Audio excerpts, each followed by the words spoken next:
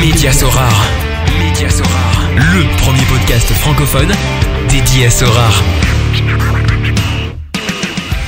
Salut, c'est Mehdi, Magic Mehdi sur Sorare. Je suis très heureux de vous retrouver pour cette nouvelle édition du podcast Média Sorare, site sur lequel vous pouvez retrouver les dernières actualités, des analyses, des conseils et une rubrique coaching. Alors aujourd'hui, c'est une émission exceptionnelle car j'invite Arthur, alias Duro, ex-baleine comme on les appelle sur Sorare et qui travaille chez Sorare aujourd'hui et qui viendra nous parler de son rôle au sein de la licorne française, mais également répondre à de nombreuses interrogations sur le jeu. Salut Arthur. Salut Mehdi. Ça va bien? Bah ça va bien, super, et je suis vraiment content d'être ton invité aujourd'hui. Voilà, je voulais te remercier dans un premier temps de m'avoir invité, ça fait vraiment plaisir. Écoute, moi aussi, et tu te doutes que le podcast est très attendu pour cette émission un peu spéciale.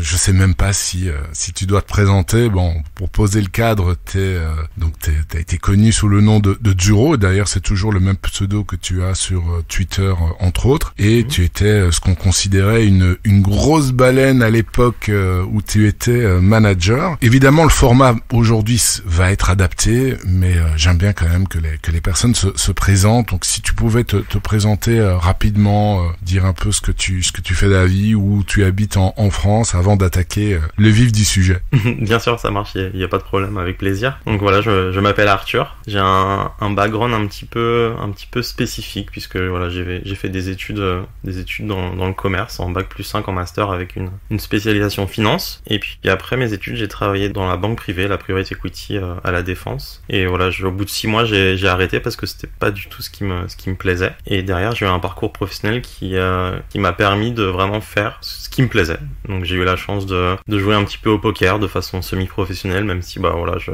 me considérais pas comme un très très bon joueur, mais j'arrivais à m'en sortir un petit peu, et puis au fil du temps j'ai perdu mon edge au poker et j'ai dévié sur la crypto, et puis voilà, me voilà aujourd'hui dans l'équipe de Sorare. Donc voilà, très très content de ce que je fais actuellement, et voilà, de mon parcours un petit peu atypique qui rentre peut-être pas dans les cases d'un parcours professionnel standard, mais en tout cas voilà, l'essentiel c'est que voilà, je me relève le matin et j'ai la chance de faire quelque chose qui me plaît réellement. Tu as quel âge? J'ai 34 ans. 34 ans, et tu as découvert le monde des cryptos à quelle période? Alors je l'ai découvert en 2013. Donc pour moi c'était une période de transition où petit à petit voilà, je venais de sortir d'école de commerce, j'avais laissé tomber mon travail, j'étais dans le poker, voilà, donc je passais 6 mois à l'étranger et 6 mois en France. Ça n'allait plus vraiment, j'avais plus vraiment d'edge, j'arrivais plus à travailler mon jeu, j'avais pas l'envie de travailler mon jeu, et j'étais pas dans un environnement qui me plaisait, et j'ai eu la chance de rencontrer des gens qui étaient passionnés de crypto et qui m'ont transmis cette passion, et je me suis dit voilà, quelque chose qui me plaît réellement, pourquoi pas faire la transition. Et voilà, de fil en aiguille, j'en suis arrivé là. Ok. Et donc tu tradais des cryptos? C'était base, plus oui. dans le avec le profil de trader? Voilà, exactement. Donc à la base, je suis parti sur du trading de crypto. Puis petit à petit, c'est quelque chose qui m'a amené vers beaucoup de hauts, beaucoup de bas. C'était quelque chose où voilà, un métier, si on peut appeler ça un métier, en tout cas une passion qui prenait beaucoup de temps, qui prenait beaucoup d'énergie. Il y avait beaucoup de swing dans la mentalité. C'était très difficile à faire avec toutes les périodes qu'on connaît aujourd'hui, que les crypto-monnaies ont traversé, avec plus ou moins d'efficacité, de succès, de descente. C'était très volatile, donc ça prenait quasiment, voilà, c'est une période sur laquelle pendant 4-5 ans, à part de très rares périodes, j'ai pas vraiment dormi plus de 2 heures la nuit parce que j'étais réveillé par des alertes, et j'ai encore d'ailleurs le bruit de l'alerte dans ma tête à ce point-là. Ouais, j'ai encore le bruit des alertes, alors que ça fait des années, ça fait peut-être 10 ans que je fais plus, ça fait 7 ans que je fais plus ça. J'ai encore le bruit des alertes. Et donc t'étais quoi? T'étais du swing trading, ou bien t'étais en intraday, ou bien t'avais des cryptos aussi que tu regardais sur le long terme? C'était quoi? Tu revêtais un peu toutes les casquettes du trader? À la base, c'était vraiment du swing trading au départ, donc sur des très, très courtes périodes de temps. Et puis ensuite, plus on avançait dans le temps, et plus mon bac de crypto augmentait, donc j'étais moins enclin à aller chercher la volatilité, la rentabilité court terme, et plus j'installais mon portefeuille sur des crypto-monnaies avec des objectifs moyen terme, long terme, mais cette partie swing trading, elle a bien duré jusqu'à 2017, voilà. vraiment jusqu'à 2017. Et puis ensuite, c'était plus de l'accumulation. J'ai fait partie de pas mal d'ICO, de certains produits qui aujourd'hui existent encore. Et c'est à partir de ce moment-là, 2017, où j'ai commencé à faire de moins en moins de trading et plus des prises de position en essayant de timer le marché, de voir un petit peu quand est-ce qu'étaient des positions possiblement profitables. Et voilà, à partir de ce moment-là, 2017, je me suis un petit peu plus installé tranquillement, on va dire. T'as un peu plus dormi, quoi. Ouais, exactement. Mais bon, en tout cas, les 4 années précédentes, elles étaient très très compliquées, et c'est clair que je pense que bon, si c'était à refaire, je le referais évidemment. Mais c'était pas une période facile, surtout que je me considérais pas comme quelqu'un d'exceptionnellement fort. Donc si j'avais beaucoup c'était vraiment, j'essayais d'être très très précautionneux.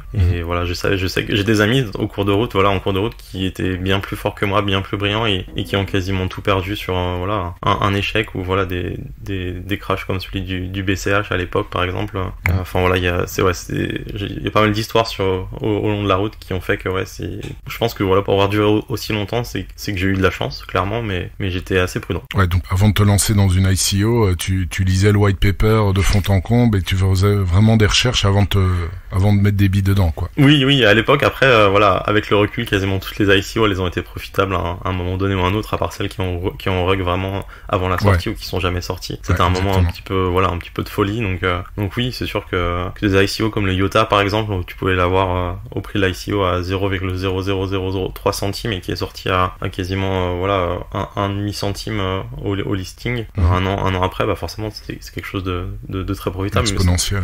Voilà, exactement. Donc après, c'était une période un petit peu exceptionnelle, qu'on reverra certainement plus jamais dans l'univers de la crypto. La période des ICO 2017, 2018, 2019. Mais voilà, aujourd'hui il y a d'autres fondamentaux, et voilà, le marché est ce qu'il est, et il a certainement jamais été aussi solide qu'il n'est aujourd'hui. Okay. Et donc dans cet univers crypto, ça t'a amené évidemment à t'intéresser à des jeux NFT, et donc de débarquer sur Sorare. Brièvement, comment est-ce que tu as entendu parler de ce jeu-là? C'est parce que t'étais au taquet au niveau de toutes les news dans l'univers crypto? Alors on arrivait à un moment où je commençais à avoir pas mal d'Ethereum sur mon compte, et je cherchais un moyen de diversifier ce capital. J'avais pas envie de les vendre, j'avais pas envie de m'en séparer ou les transférer ou de les convertir en autre crypto. J'avais juste envie de m'investir un peu plus dans cette technologie. Donc je suis tombé sur un article, en fait, ça devait être du Point ou des Échos à l'époque, qui parlait de l'investissement de Xavier Niel dans Sorare. Donc voilà, à l'époque c'était une toute petite start-up, le projet avait à peine commencé, et voilà, j'ai coché la case parce que évidemment ça correspondait parfaitement à mon profil. J'étais un gros consommateur de foot, aussi bien en jeux vidéo que en regarder à la télévision, etc. Donc j'ai beaucoup joué à FIFA Ultimate Team, j'ai beaucoup joué à Football Manager, j'ai passé plus de j'ai regardé mes heures sur Steam, sur certains Football Manager, je suis à plus de 2500 heures. J'étais un gros joueur de Football Manager, un gros joueur de FIFA. Mais sur Ultimate Team, j'avais ma trend, en fait, j'achetais le jeu en septembre et je le revendais en décembre, et je jouais pendant 3 mois ou voire 4 mois de temps en temps, vraiment à fond. Et puis voilà, donc Sorare est arrivé, c'était un mélange de toutes mes passions, la crypto, le football, la data, un petit peu tout ça. Donc évidemment j'ai coché la case, et ça faisait partie d'un projet parmi les 7, 8 ou 9 peut-être, parmi lesquels t'es rentré. J'ai investi à ce moment-là. Donc, c'était à quelle période, plus ou moins? Alors c'était donc moi j'ai envie de parler de Sorare, c'était en début 2019. Je me suis inscrit sur le Discord. Quasiment tout début, quoi. Ouais, c'était au tout début. Je me suis inscrit sur le Discord pendant 2 mois à peu près, juste pour regarder ce qui se disait, comment ça parlait du produit, comment les gens interagissaient entre eux, sans vraiment y participer. Et puis je me suis lancé le 15 mai 2019, si ma mémoire est bonne. Voilà. Ok. Donc t'as fait pas mal de veille, et puis avant 2 mois de veille, de te décider. 2 mois de veille entre mi-mars. C'est ça, depuis mi-mars à mi-mai à peu près. Okay. Gros fan du LOSC? Oui, gros fan du LOSC. Donc t'es d'origine lilloise ou J'ai ma femme qui est d'origine lilloise, voilà. Donc toi moi, pas. Moi je suis né à Paris, moi. Okay. Et mes parents ils sont originaires de Haute-Savoie, mais ma femme elle est lilloise, ouais. Ok, donc t'es tombé amoureux de ce club-là. Et puis dernière question, Duro, ça vient d'où? Alors ça vient d'un joueur de football qui s'appelait Zorawski à FIFA, et en fait plutôt à Pro Evolution Soccer. Et à l'époque, comme je jouais beaucoup au jeu, je prenais souvent la Pologne en 1 contre 1 avec mes amis, parce que sinon je les battais trop souvent souvent. Et du coup, j'ai marqué beaucoup de buts avec Zurawski, en fait, qui était assez mauvais dans le jeu. Mais, et voilà, d'où le pseudo, en fait. C'était un peu la terreur de mes amis de concéder un but par Zurawski. Et puis même, psychologiquement, pour eux, après, malheureusement, ils ont souvent craqué. Et c'était, voilà, une période qui était assez drôle. Donc, j'ai continué à m'appeler comme ça. Ça t'a porté chance, on peut dire. Ouais, exactement, ouais, voilà. Exactement. Ok, bah écoute, merci pour cette belle intro. Bon, on va passer maintenant au vif du sujet. Tu as, je sais plus exactement quand, mais l'année passée, je pense que tu as vendu ta galerie, qui était valorisée, je sais plus à combien, mais énormément. En tout cas, je pense que c'était en millions, plus d'1 million en tout cas, en dollars. Enfin, ça reste évidemment fictif, mais bon, quand on regarde la valorisation SD, on était, je pense, bien au-delà. Je crois que c'était facilement dans le top 10 des managers. Qu'est-ce qui t'a amené d'abord à vendre, et est-ce que la vente était directement liée au fait que tu pouvais intégrer l'équipe Sorare? Alors moi du coup pour comprendre pourquoi est-ce que j'ai vendu à ce moment-là, faut remonter à l'origine en fait de pourquoi est-ce que je suis rentré dans le projet, parce que voilà, pour moi je me fixe toujours des objectifs, et c'est moi à la base c'était vraiment quelque chose que j'avais envie de faire pour le fun. En fait, je me considérais pas comme un gros joueur de fantasy football, j'ai jamais été très très fort dans la fantasy. Il y avait des gens qui étaient bien plus forts que moi qui sont arrivés peut-être plus tard sur le jeu, donc j'ai eu la chance de pouvoir monter ma galerie entre guillemets sans que ces personnes soient présentes sur le jeu, et voilà, avoir les coups des franches pour acheter les cartes qui me plaisaient et puis faire monter la galerie qui me plaisait en tout cas. Et il est arrivé un moment où ça prenait une énorme part de mon temps libre, voire même ça en était devenu quasiment mon travail principal, alors que j'avais d'autres entreprises à côté, mais ça me prenait vraiment beaucoup de temps, et je me suis toujours dit qu'à partir du moment où on n'arrive pas à faire quelque chose à 100% et on n'arrive plus à se donner les moyens en tout cas d'être à 100%, c'est à partir de ce moment-là qu'il faut commencer à réfléchir à arrêter. Et donc du coup ce process de réflexion il a duré pendant à peu près 1 an, parce que c'est vrai que voilà, je sentais qu'il y avait de plus en plus de profils de joueurs qui arrivaient, qui étaient très très forts en fantasy, qui arrivaient à dénicher des profils qui m'étaient totalement inconnus, et bah ça me frustrait en fait de voir que voilà, c'est un peu l'ego qui parle. Au niveau du scouting et tout. Ouais, voilà, au niveau du scouting, ils sortaient des pépites sans que j'en ai entendu parler, ils arrivaient à récupérer des joueurs à des tarifs super compétitifs et qui devenaient très très forts en SO5 derrière. Donc du coup j'ai compris que j'allais perdre cette edge petit à petit, et que voilà, ça me prenait de plus en plus de temps pour voilà, faire mes équipes. Enfin voilà, vous savez, j'ai pas besoin de vous expliquer ce que c'est que la journée type d'un manager Sorare, ou la semaine type en tout cas, ça prenait énormément de temps. Je peux pas te contredire. Et donc voilà, moi ce qui me plaisait plus dans le jeu, c'était toute la partie trading, voilà, la partie négocier les cartes, de faire des ventes, des échanges, ça c'était vraiment la partie le core game. Pour moi il était là, et donc du coup comme j'avais plus vraiment le temps de rester au contact avec les gens avec qui je négociais habituellement, etc., bah j'ai tout simplement au bout d'un moment eu envie d'arrêter, parce que j'avais plus la force d'être à 100%. J'avais aussi j'ai mes enfants qui sont nés aussi, donc aujourd'hui ils ont 3 ans et 2 ans. Un élément important évidemment. Exactement, et malheureusement j'avais besoin d'avoir du temps le week-end à leur consacrer, et la vie d'un manager Sorare elle laisse peu de place au temps le week-end si on veut garder sa compétitivité. Voilà, faut regarder les matchs, les blessures, les rapports, etc. Donc du coup bah la réflexion elle a été mûrie pendant une bonne année, et voilà, je me suis dit que c'était le bon moment pour passer le flambeau. Donc j'en ai parlé à Nicolas, et à l'époque il m'a dit bah écoute, si un jour tu quittes le jeu, il y a peut-être une opportunité pour toi dans l'équipe. Et donc voilà comment ça s'est fait. Ok, et donc ça s'est fait le fait que tu t'es embarqué dans Sorare, c'était peu de temps après, je pense, la vente. Alors c'était très peu de temps, j'avais juste encore une contrainte qui était mes entreprises. Donc à l'époque j'avais 3 entreprises dans la restauration, l'hôtellerie et le monde de la nuit. Donc du coup ça a rien à voir avec le monde des cryptos. Non, ça n'a rien à voir. C'est question de diversifier. Ouais. Exactement. Et du coup bah là pareil avec mes enfants, c'était impossible là j'étais vraiment dans une optique de me dégager du temps pour ce que j'aimais faire. Et le monde de la nuit, la restauration, etc., c'était une expérience incroyable, mais ça correspondait plus avec mon style de vie. Donc du coup le temps de libérer mon agenda, j'ai dans un premier temps rejoint l'équipe à mi-temps. Donc entre le mois de juillet et mi-mars, j'étais à mi-temps dans l'équipe, même si ça se remarquait peut-être pas, parce que voilà, je suis quelqu'un qui adore le produit, donc j'ai clairement pas investi la moitié de mon temps dedans, j'en ai clairement investi beaucoup plus, et c'était par plaisir. Et donc depuis le 20 mars, maintenant je suis membre à plein temps de l'équipe. Ok. Et quel était ton rôle pendant toute ta période où tu étais mi-temps? Alors mon rôle à l'époque, c'était de Sorare à scale de 20 employés à 180 employés. Donc moi mon rôle c'était d'être certain que vraiment tous les employés qui arrivaient avaient une bonne connaissance du produit. En tout cas, voilà, d'essayer de transmettre mes connaissances du produit au maximum au sein de l'équipe. Et j'ai fait partie d'une division qui s'appelle l'Insight Team, qui est au contact de la communauté pour voilà, mener des sondages, mener des questionnaires, et essayer d'obtenir un maximum de réponses au sein de la communauté, parmi la communauté, de faire des échantillonnages, etc., qui vont derrière permettre d'obtenir des tendances et puis de transmettre des informations aux membres de l'équipe pour qu'ils puissent prendre la meilleure décision possible. Ok, donc c'était un style de coaching accéléré, enfin apprentissage accéléré sur le produit. Donc t'as fait ça pendant quoi? Pendant 8 mois. 10 mois, c'est ça? 8 mois, ouais, de juillet à mars.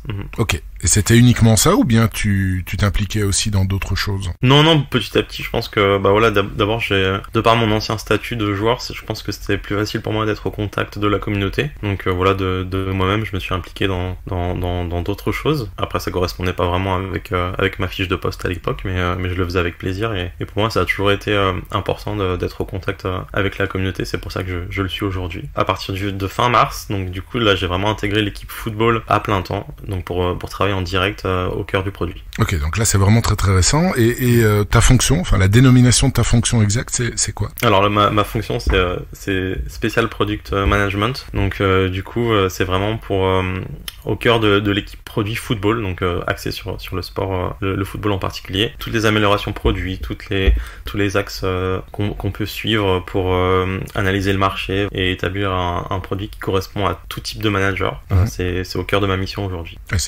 C'est une grande responsabilité là. Ouais, mais c'est avec plaisir que je la prends en tout cas et voilà, moi j'aurais sincèrement si Sora, je pense que c'était la seule entreprise qui me fasse re-rentrer dans le monde du travail d'une façon conventionnelle. Pour moi c'est plus qu'un travail, c'est vraiment une passion et voilà, je suis tous les jours à 100% pour imposer la vision de Nicolas, parce que moi j'ai un immense respect pour Nicolas en tant qu'homme et chef d'entreprise, et vraiment moi quand je rejoins, je me revois voilà les emails qu'on a échangés au tout début du projet, où j'aurais jamais imaginé qu'en 3 ans, 4 ans on en serait ici. Pour moi à l'époque c'était inenvisageable. Dans le jeu il y avait uniquement la Jupiler League et West Ham, le meilleur championnat quoi. Ouais, c'est vrai, mais tu vois, moi j'étais un fan de FIFA, un fan de Football Manager, et les deux équipes que je connaissais de Belgique, c'était Anderlecht et le Standard. Je connaissais peu le club Bruges, alors qu'ils avaient quand même des apparitions en Ligue des Champions. Enfin, tu vois, j'étais vraiment ce qu'on peut considérer comme hardcore gamer de FIFA, de Football Manager et même gros consommateur de football. Et j'avais une très maigre connaissance du football belge. Donc j'aurais jamais pu imaginer. T'as eu le temps de composer tes lacunes. ouais, tu vois, la première carte que j'ai achetée, c'est une carte de Charleroi, parce qu'à l'époque on était en play-off et il devait y avoir un match de play-off entre Charleroi et Anderlecht et Antwerp. Donc je crois que j'ai acheté Morioka, je pense. C'est l'ex goat du jeu. Et puis ensuite ma première unique, ça devait être alors j'ai acheté Trossard, Van Aken, Osimhen, et voilà, c'est à peu près. J'avais eu Jean Butez aussi unique. Enfin, des joueurs qui sont toujours là. Ouais. Bon, après j'en ai fait des moins bons. Gros scoring quand on voit le parcours d'Osimhen. Osimhen d'ailleurs, il est passé par ton club préféré aussi. Après Charleroi, son ascension, elle est quand même incroyable. Enfin, c'est une belle histoire. Elle est quand même incroyable, et ça m'étonne pas tant que ça, parce que pour avoir assisté aux entraînements du LOSC à l'époque, ça se voyait clairement qu'il avait quelque chose de spécial. La puissance qu'il dégageait, voilà, la sensation de facilité, en fait, il était facile physiquement pour imposer sa carrure et sa technique, parce qu'il est très technique. Pour lui, tout semblait facile, et t'avais l'impression qu'il était à 20% en fait. Quand les autres étaient à 100%, t'as l'impression que lui 20% ça suffisait. C'était au-dessus du lot quoi. Ouais, donc ça m'a clairement pas étonné de le voir passer à la vitesse supérieure et de s'imposer dans un club comme le Napoli. Ça m'étonne pas. Pour en revenir à ta fonction actuelle, donc t'es passé temps plein, c'est que voilà, tu kiffes travailler chez Sorar quoi. Sinon t'aurais jamais accepté ça. Non, carrément non, vraiment pour moi c'est la passion, c'est très important, et j'ai la chance de faire un métier qui me passionne aujourd'hui, et j'en suis très reconnaissant envers Nicolas, et pour moi voilà, c'est essentiel de donner le maximum et travailler dans un environnement qui permet d'allier passion, travail et voilà, la communauté, faire ce qu'on aime, c'est incroyable, et j'en suis conscient tous les matins. Ta journée type, c'est un peu difficile depuis le 20 mars, mais ça consiste en quoi? Donc du coup, moi, j'ai la chance de travailler remote, donc depuis mon domicile. Donc ma journée type, elle commence par, dans un premier temps, emmener mes enfants à l'école, et puis ensuite, voilà, de 9h jusqu'à 17h, je travaille voilà, souvent depuis mon ordinateur, pas mal de calls, pas mal de contacts avec les membres de la communauté. J'ai mes propres canaux, voilà, de remontée d'informations, en fait, pour rester au plus proche proche de la communauté puisque j'ai plus de cartes in-game. Donc c'est important moi d'avoir les avis de tout type de manager qui soient aussi bien involved dans les divisions limited comme dans les divisions uniques. Donc voilà, j'essaye d'entretenir ces canaux de remontée d'informations. Ensuite voilà, je communique très souvent avec la team via notre outil de communication interne. Et puis j'ai pas mal de calls aussi avec pas mal de personnes qui sont dans la communauté ou qui sont dans l'équipe. J'aide au process de décision sur certains sujets. Et puis ensuite voilà, à 17h je vais récupérer mes enfants à l'école. Je m'occupe d'eux jusqu'à à peu près 20h. Ils se couchent à 20h, 20h30 et puis ensuite voilà, je retourne travailler entre 20h30 et puis minuit à peu près. Ah oui, ok. Donc et quand tu dis des calls avec des membres de la communauté, ça consiste en quoi? C'est discuter de tout et de rien ou bien avec un objectif bien précis? Non, j'essaie de comprendre un petit peu leur vision du produit en fait et leur vision des choses à l'instant T. C'est important d'être au contact, Donc parfois ça se fait en fait suivant le canal préférentiel de chaque personne. Parfois c'est des gens qui m'envoient des messages sur Twitter, parfois c'est des gens qui m'envoient des messages sur Discord, parfois c'est un call. Enfin voilà, ça c'est vraiment, je m'adapte en fonction de la personne que j'ai en face. Et voilà, j'essaie d'avoir vraiment un panel le plus représentatif possible de la communauté actuelle pour être à même de remonter les informations au sein de la team et puis de prendre les meilleures décisions produits qu'on puisse faire. Donc au niveau du football, tu es une sorte de consultant, c'est-à-dire que tu as un droit de regard et un avis, tu donnes ton avis, que ça soit au niveau du gameplay, au niveau peut-être de l'économie, de la supply, des licences également, ou bien ça sort un peu de tes attributions? Non, c'est quelque chose qui est global. Après, c'est pas nous, là, au sein de l'équipe Ball dans Sora, c'est pas nous qui sommes en charge de renégocier les licences. Il y a un département spécifique au licensing. Mais voilà, non, exactement, ça englobe un petit peu toutes ces responsabilités-là. Et voilà, c'est d'être vraiment focus sur le cœur du produit, le football, et voilà, de prendre toutes les décisions autour de ce produit-là. Ok, donc t'es un peu le carrefour par rapport à tous les services qui gravitent dans le champ football, quoi. Ouais, exactement. Après, il y a beaucoup, dans la team, il y a beaucoup de membres qui ont chacun un rôle bien spécifique. Donc moi, je suis un petit peu hybride, voilà, à être au contact un petit peu de tout le monde pour que l'information, elle se transmette le mieux possible. Et puis voilà, toujours avec mon expérience d'utilisateur, rester au contact de la communauté pour un peu le fonction de hub, quoi. Exactement, ouais. Parfait. Bon bah écoute, ça tombe super bien, c'est vraiment la personne qu'il fallait avoir sur le podcast aujourd'hui. Écoute, j'ai adapté évidemment la trame pour cette interview. Il y a des questions un peu plic-ploc, on a essayé de la grouper dans des thèmes un peu différents. Je te propose de commencer par le gameplay, puis ensuite on va attaquer les managers, le marché, etc.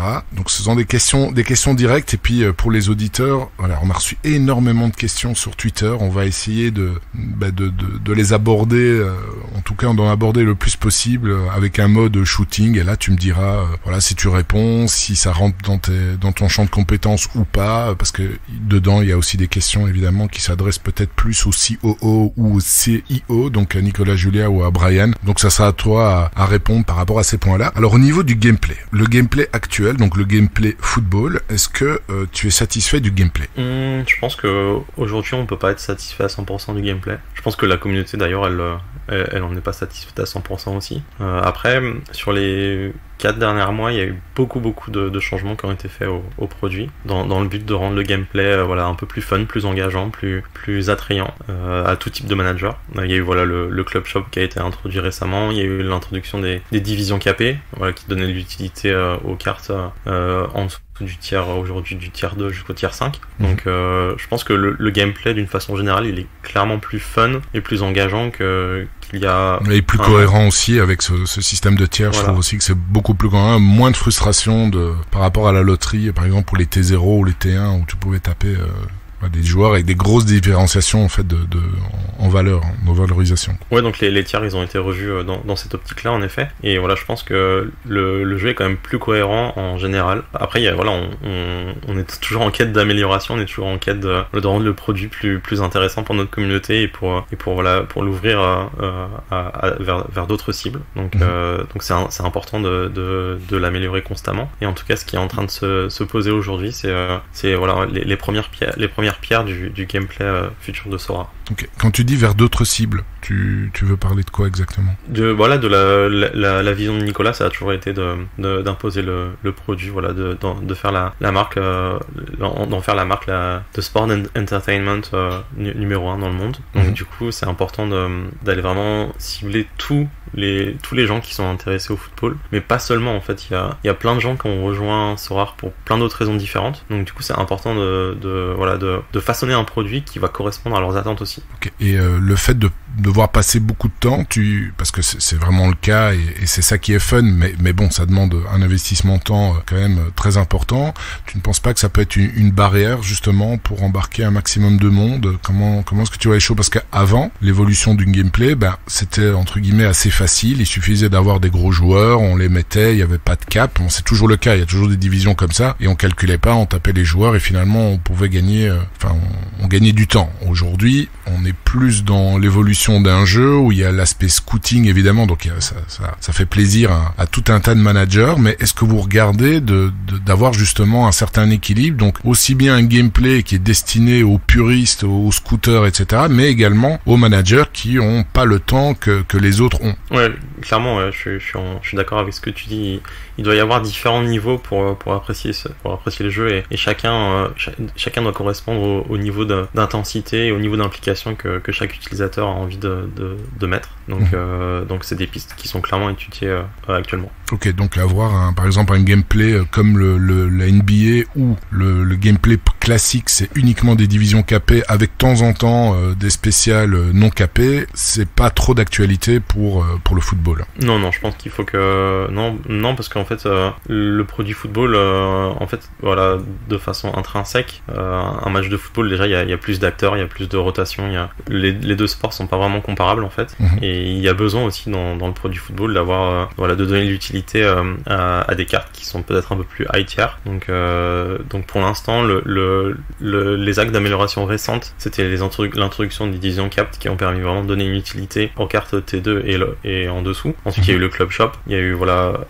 l'introduction du club shop qui va se faire de façon plus engageante et qui va petit à petit introduire des nouveautés dans le jeu. Et ensuite après l'axe d'amélioration futur certainement c'est de rendre le produit vraiment le plus complet possible et qu'il soit attrayant pour le plus de profils différents. Et donc avec plus d'expérience IRL ? Oui, voilà, le but du jeu c'est justement de pouvoir connecter nos utilisateurs avec les joueurs de football en vrai, et Sorare en tant qu'entreprise a la chance de pouvoir activer des partenariats qui vont permettre de mettre en place toutes ces choses là. Donc pour nous c'est intéressant de les intégrer au gameplay petit à petit. Je pense que voilà, les utilisateurs l'ont remarqué et ça sera un des axes d'amélioration en tout cas du produit, mais pas le seul. Ok, donc faire vivre des expériences qui ne pourraient pas, que le commun des mortels, je vais dire, ne pourrait pas expérimenter autrement. Oui, voilà, par exemple, prendre l'avion avec des joueurs de certaines équipes, rencontrer des ambassadeurs, toutes ces choses-là qui vont permettre d'activer le désir chez certaines personnes de rejoindre la plateforme, mais c'est pas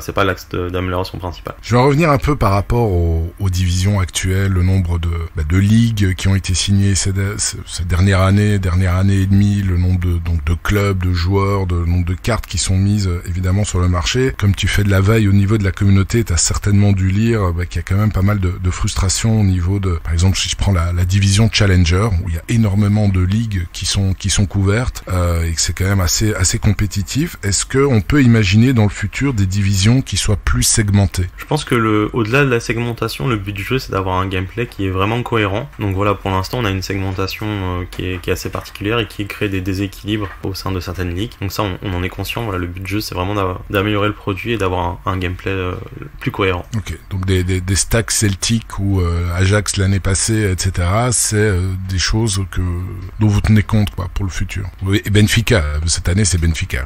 Après ça reste des cartes qui sont utilisables en mode All-Star. Ouais.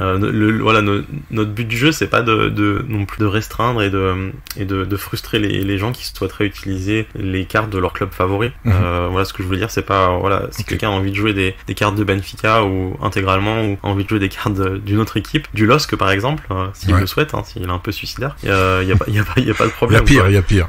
Non, il y a pas de souci. Voilà, on n'a pas envie de créer des barrières qui vont frustrer les vrais fans de leur propre équipe. Donc ça, non, on est conscient aussi de tous ces challenges là. Aujourd'hui, le foot, ça reste du SO5, un peu comme de la NBA. La MLB, par contre, il y a plus de joueurs que tu dois aligner pour faire une line-up. En NBA, ça correspond à ce qu'on retrouve sur le terrain, c'est-à-dire 5 joueurs. Le foot, on est toujours en SO5 alors qu'il y a 11 joueurs. Il y a de plus en plus, évidemment, de cartes, de nouvelles saisons, de nouveaux clubs aussi, etc., etc. Est-ce que vous avez dans l'optique de faire évoluer justement le nombre de cartes par line-up, de le faire passer, un peu comme on le retrouve dans Sorare Mega, à un SO 8 ou un SO 11, ou bien c'est pas du tout d'actualité? Non, je pense que c'est quelque chose qui pourrait être intéressant à terme. Après, aujourd'hui, je suis pas certain qu'il y ait assez de cartes émises, tout simplement, pour passer sur ces modes de jeu-là. Faudrait une analyse plus poussée du marché de la part de nos équipes. Mais idéalement, clairement, le SO 11, ça serait un type de produit qui pourrait exister à terme, même si aujourd'hui, c'est pas à court terme, c'est pas non plus étudié de façon très, très importante. C'est pas un axe de développement qui arrivera tout de suite. Ou en tout cas, s'il est introduit, il y aura vraiment un gros moment de latence entre l'annonce et l'implémentation in-game, parce que c'est un changement aussi, une nouvelle division qui arrive, qui change, qui rebat la manière d'y jouer. C'est quelque chose auquel les utilisateurs doivent se préparer. Ouais, c'est vrai que si ça annoncé bien à l'avance, pas personnellement, je trouve que ça serait pas mal, parce que si on regarde le marché des limited, il y a quand même beaucoup de cartes. Les rares, ils commencent à aussi en avoir de plus en plus du même joueur, parce que certains clubs qui sont là depuis 3 saisons, donc on s'approche de 250 cartes plus ou moins, même en rare. Et c'est vrai que si c'est annoncé bien à l'avance, ça pourrait rebooster peut-être le marché. Il y aurait moins de line-up aussi, donc moins de frustration de ne pas gagner un reward. Je sais pas ce que tu en penses toi personnellement de ce mode-là. C'est difficile à dire en fait, parce que moi, d'un point de vue personnel, je me suis pas non plus impliqué sur un document qui permettrait de quantifier une telle évolution, un tel changement. Donc après, je pense que d'un point de vue gameplay pur, je pense que ça serait aussi plus engageant d'être capable de rentrer une équipe de 11 joueurs et de suivre l'évolution du score de 11 joueurs différents au sein d'une même game week et d'une même compétition ou d'un même mode de jeu. Je me place aussi du point de vue de l'utilisateur et du fun que ça engendre, et je pense que ça pourrait être clairement engageant. Après, c'est quelque chose qui est complexe, ça nécessite de connaître le produit vraiment assez par cœur quand on est un utilisateur, parce que la moindre erreur serait encore une fois difficile à traverser, mais ouais, pourquoi pas. Je pense que après, nous on est vraiment ouvert avec notre communauté à discuter de ces axes d'amélioration, et il y a beaucoup de membres dans l'équipe qui, même si ça se voit pas ou ils en parlent pas, ou ils scrutent ce qui se passe sur les réseaux sociaux, ils scrutent ce qui se passe dans le Discord, ils lisent beaucoup de choses, et même s'ils interviennent pas en direct, en tout cas on écoute vraiment la communauté à ce niveau-là. Le fait qu'il y ait, quand t'as sous-entendu qu'il y aurait pu y avoir des erreurs, et bon, tout le monde fait des erreurs, mais est-ce que vous avez conscience aussi, et c'est peut-être ça, peut-être à toi de me dire, qui fait que vous hésitez parfois à prendre l'une ou l'autre décision, que à partir du moment où un choix est posé, que ça aurait pu avoir des conséquences. Donc tu vois ce que je veux dire? Est-ce que vous réfléchissez peut-être parfois un peu trop longtemps avant de décider quelque chose, par peur de l'impact que ça peut avoir? En fait, il n'y a pas vraiment de manuel de comment créer un jeu engageant, soutenable et fun sur le Web 3.0 aujourd'hui.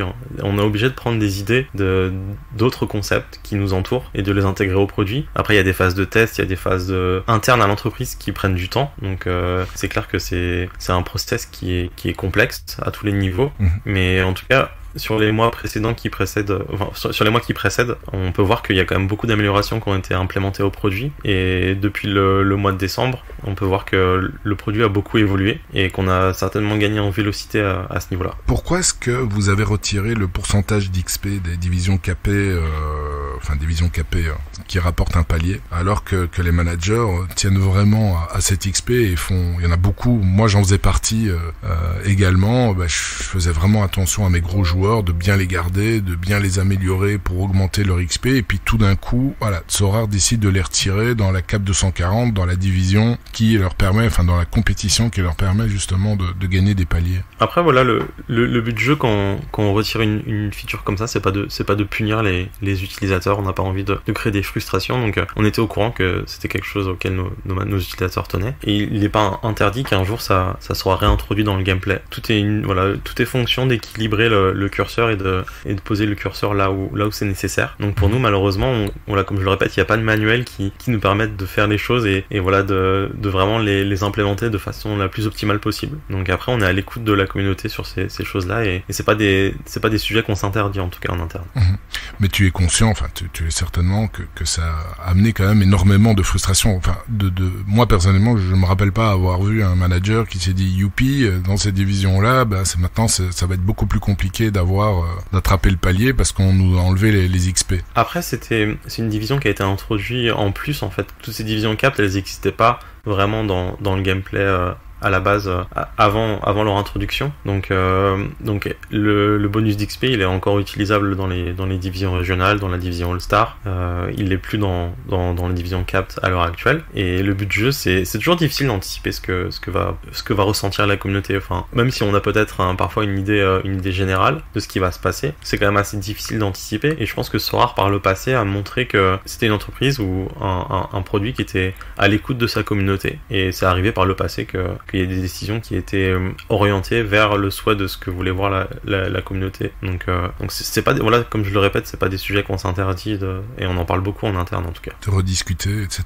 Mais il y a quelque chose, moi, pas seulement moi, mais je pense la grande majorité des managers, ou ce qui amène aussi pas mal de frustration aujourd'hui. Et je peux pas imaginer que vous n'en êtes pas conscient. C'est justement cette visibilité. Visibilité au moins à moyen terme. Il y a des décisions qui ont été prises ces derniers mois, quand même pas mal de décisions qui ont frustré. On se dit à partir de cette game week là, il y aura plus ceci. Je me rappelle moi personnellement, par exemple juste avant la Coupe du Monde, mais peut-être un mois avant le début de la Coupe du Monde, on décide, ok, les U23, il y a plus de gardiens, donc on joue avec 4 cartes, alors qu'il y avait des gens qui avaient acheté des gardiens U23 justement dans l'optique d'être compétitif pendant la Coupe du Monde. Puis on enlève le pourcentage de bonus pour la Cap 240. Et finalement, tu es d'accord comme moi, tu seras, je pense, d'accord comme moi parce que tu as aussi des entreprises, etc.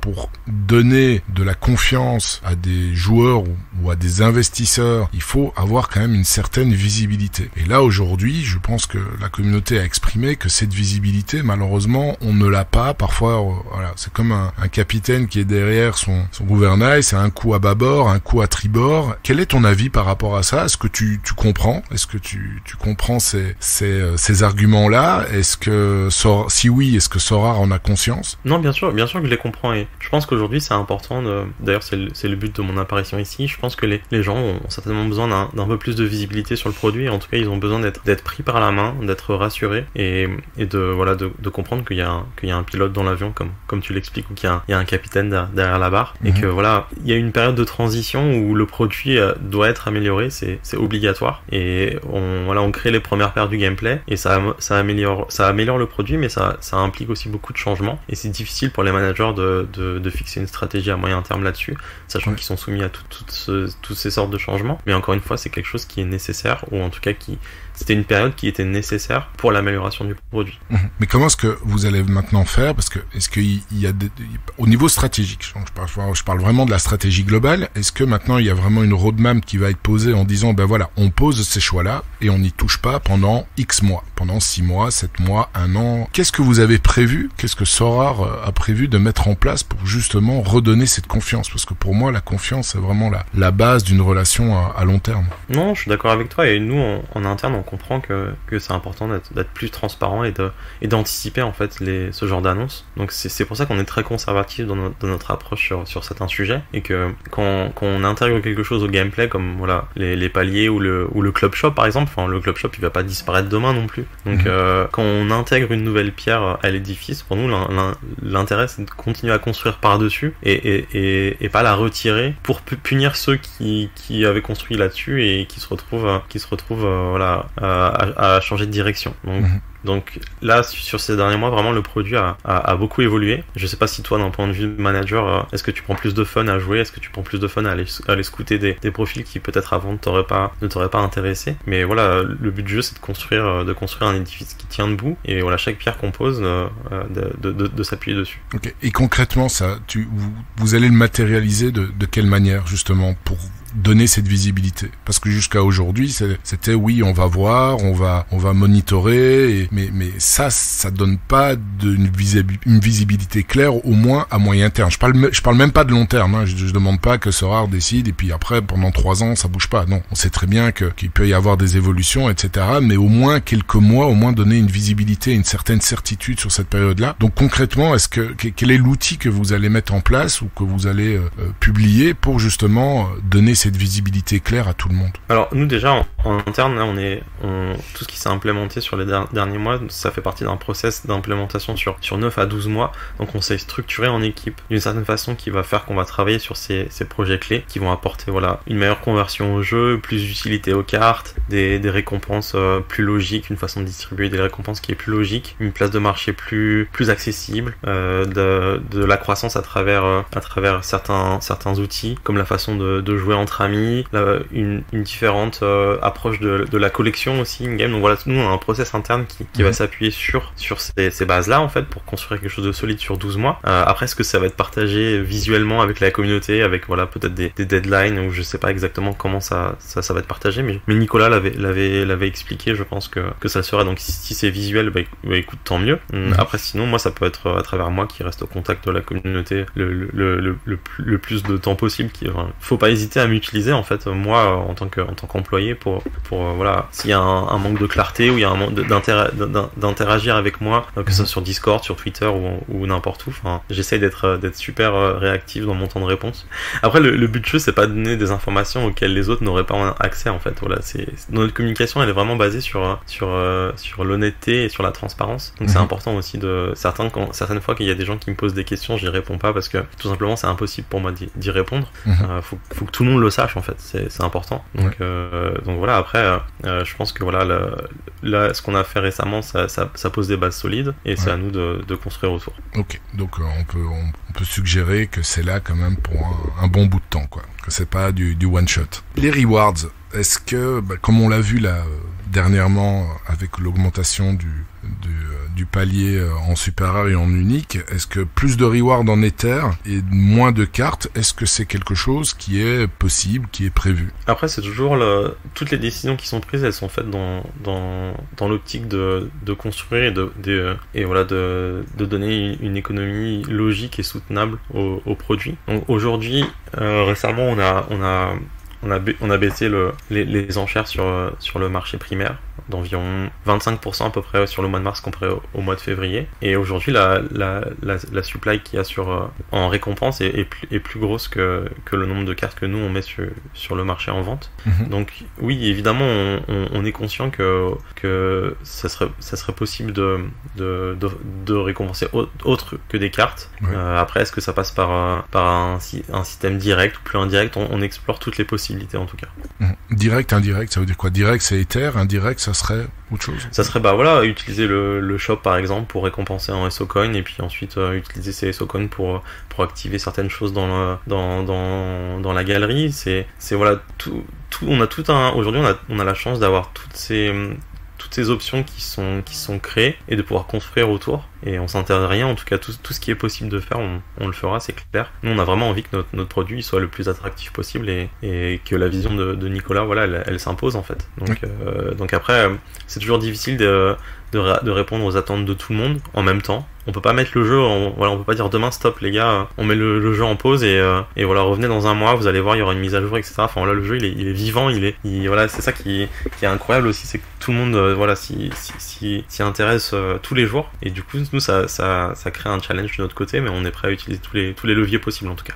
Ok. Parler des grosses baleines, qu'est-ce que tu en penses toi de l'exit de nombreuses grosses galeries? Je me considérais pas comme grosse galerie, mais bon, j'avais quand même entre guillemets le statut de Baby Shark, mais il y en a beaucoup qui ont quitté, et quel est ton avis par rapport à ça? Déjà, moi, d'un point de vue personnel, ça me fait de la peine, parce que ça me fait de la peine de voir qu'il y a des utilisateurs qui étaient investis dans le jeu et qui y croyaient fort et qui tout d'un coup décident de partir. C'est quelque chose qu'on n'a jamais envie de voir, hein, quand vous développez un jeu, de voir vos utilisateurs partir parce que là, peut-être ils ont leurs propres raisons, mais ils n'aiment plus le jeu ou ça correspond plus à leurs attentes. Ça fait d'un point de vue personnel et même je parle pour tous les membres de l'équipe, je pense que ça fait de la peine. Après, on était, je pense, dans une période de transition où c'est difficile de parler du passé, mais où le jeu a beaucoup changé et certains s'y retrouveraient plus, ou avaient un manque de vision, où ils n'avaient pas assez de cartes en main pour comprendre ce vers quoi le produit allait s'orienter. Donc ils ont pas préféré plutôt partir. Puis il y en a quelques-uns qui sont revenus aussi. Donc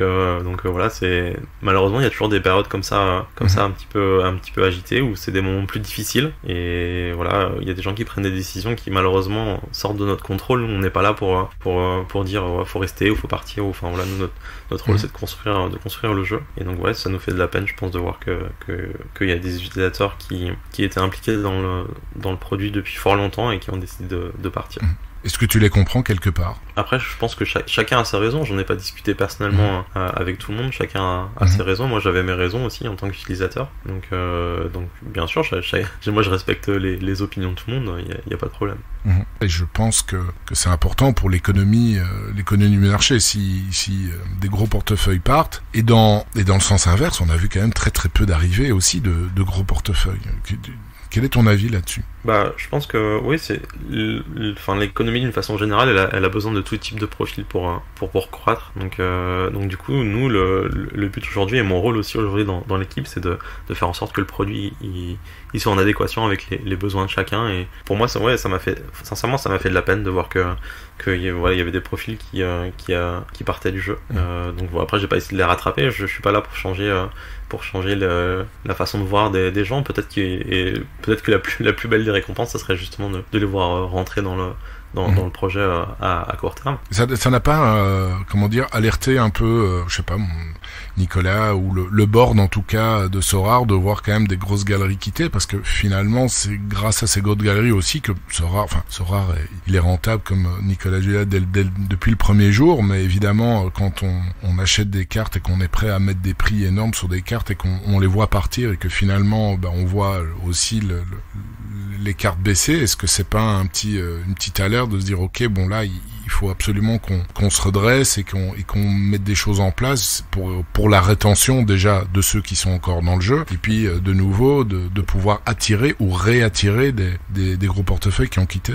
Aujourd'hui c'est une partie de mon rôle en tout cas. Donc je pense que j'en ai pas parlé personnellement avec Nicolas, mais je pense qu'il en était attristé lui aussi. Donc en tout cas on est conscient en interne et on est conscient des challenges qui nous font face, et on est prêt à les relever. En tout cas c'est clair et net, et activer les leviers dans la limite de notre champ d'action possible pour faire en sorte que le produit soit attractif à un maximum de profils différents.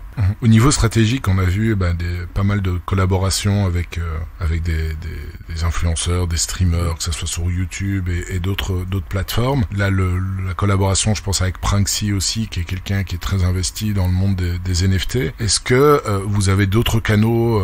On a vu une publicité apparaître, je pense, pendant un match NBA ou un match MLB, je sais plus exactement, pour du foot. Est-ce que la publicité télévisuelle est une option que vous avez? Alors ça, je pourrais pas répondre vraiment avec précision sur ce sujet, parce que je fais pas partie de l'équipe communication de l'entreprise. Mais en tout cas, s'il y a des publicités qui sont apparues pour le baseball aux États-Unis, c'est-à-dire que c'est possible d'améliorer l'image de la marque, en tout cas sur ce marché-là. Donc je pense que oui, à terme, c'est clairement l'ambition. Donc moi, ça sort un peu de ton champ de compétences. C'est vrai que la communication, c'est encore autre chose. Et l'économie du jeu, pour toi, est-ce qu'elle est équilibrée aujourd'hui? Équilibrée, c'est-à-dire est-ce que tu penses est-ce que tu peux développer un peu plus? Le marché est sain, par exemple. Est-ce que pour toi, le marché est sain, malgré que les personnes qui sont rentrées la dernière année, surtout ceux qui sont rentrés en janvier, février 2022, où les prix étaient au plus haut et qui sont évidemment frustrés de voir la valorisation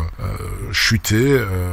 Voilà, est-ce que aujourd'hui le marché il est sain? Est-ce que tu crois que ça va retrouver des couleurs, même évidemment dans les petites raretés comme les limited et les rares? C'est difficile toujours de prévoir l'évolution du marché. Je pense qu'il y a un an, en tout cas, on n'aurait jamais pu prévoir ce qui se passe aujourd'hui. Quand tu repars dans le scope de il y a un an et dans quel état était le marché en général, je parle pas juste de Sorare, mais toute l'euphorie qui entourait les NFT en général, c'était difficile de prévoir ce qui se passerait aujourd'hui. Après, nous, notre priorité numéro 1, c'est de la stabilisation de notre marché à notre échelle. échelle. Donc voilà, la répartition des paliers sur les scarcity, les différentes scarcity, c'était super important pour nous. Tous les jours, on cherche vraiment à stabiliser cette économie, et on est conscient que voilà, il y a pas de manuels qui vont permettre ça. D'ailleurs, le fait de réduire le nombre de cartes émises aux enchères sur le mois de mars, c'était un indicateur de ça. Mais encore, il n'y a pas de curseur sur le site qui permet de le montrer à tout le monde. La perception que chacun en a est différente. Mais nous, cette baisse, elle a impacté. Excuse-moi de te couper.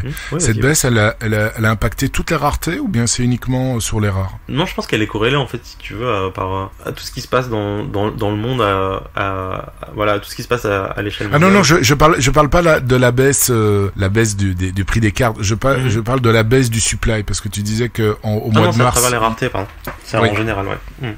En général, donc ça a aussi bien impacté le marché des limited que les rares, etc. Voilà, aujourd'hui on donne plus de cartes en récompense qu'on en vend sur la place de marché principale aux enchères. Okay. Et est-ce qu'on peut envisager, comme dans les autres sports, une taxe de X pourcentage, justement, pour que vous puissiez peut-être compenser financièrement la baisse du nombre de cartes mises aux enchères? Est-ce que c'est un outil qui va être utilisé pour compenser la baisse de cartes mises aux enchères? Ça, je peux pas répondre. J'ai pas assez de données sous les yeux pour en être persuadé à 100%. Après, c'est quelque chose qui peut arriver sur le marché du football, parce que tout simplement ça participe à rendre un écosystème plus sain. Moi, je me rappelle d'un podcast que j'avais écouté, je crois que c'était chez Mathieu Stéphanie ou Nicolas Julia, justement. Ça remonte déjà, ça remonte, je pense, à un peu au moins un an, où justement il avait parlé d'une taxation de 5% sur le marché secondaire en football, parce qu'à l'époque il y avait que ce sport-là, je pense, si je me trompe pas. Et puis finalement, on est au moins un an plus tard, et cette taxation n'est jamais arrivée. Donc je présume qu'il y a des raisons derrière. Il y a des raisons oui, bien sûr qu'il y a beaucoup de raisons qui font qu'elle n'est pas arrivée. Il y a des raisons internes et externes. On a envie vraiment de construire quelque chose de stable et de soutenable, et donc on essaye vraiment d'analyser l'impact que pourrait avoir l'introduction d'une telle taxe, et c'est pas évident à calculer, c'est pas évident à anticiper. Donc peut-être qu'on n'a jamais trouvé le bon moment pour l'introduire, en tout cas. Mais enfin, pour nous personnellement, c'est vraiment on est focus sur la construction d'une économie soutenable en tous les cas. Ok. Et donc vraiment le jour où vous allez l'implémenter, si vous l'implémentez, ça sera, enfin comme tu l'as dit au début, ça sera pas forcément pour compenser une baisse de cartes mises aux enchères. Non, je pense qu'on a d'autres moyens pour. Enfin par exemple, on a baissé le nombre de cartes mises aux enchères dans cette logique-là, en fait, dans cette logique de soutien des prix et dans cette logique de maintien de l'économie, en fait. Après ça pourrait être quelque chose qui pourrait être utilisé pour contrebalancer, en effet, mais on cherche tous les leviers possibles à activer pour vraiment rendre notre économie la plus logique possible, en fait, tout simplement, pour que l'écosystème Sora continue de grossir et s'arrête pas. Aujourd'hui il y a 3 millions d'utilisateurs du jeu, et voilà, enfin la vision il y en a vraiment 3 millions? Oui, en tout cas en utilisateurs, parmi toutes les raretés, il y en a 3 millions, ouais. Mais donc en comptant le gameplay oui, en comptant oui, bien sûr. Oui, c'est ça.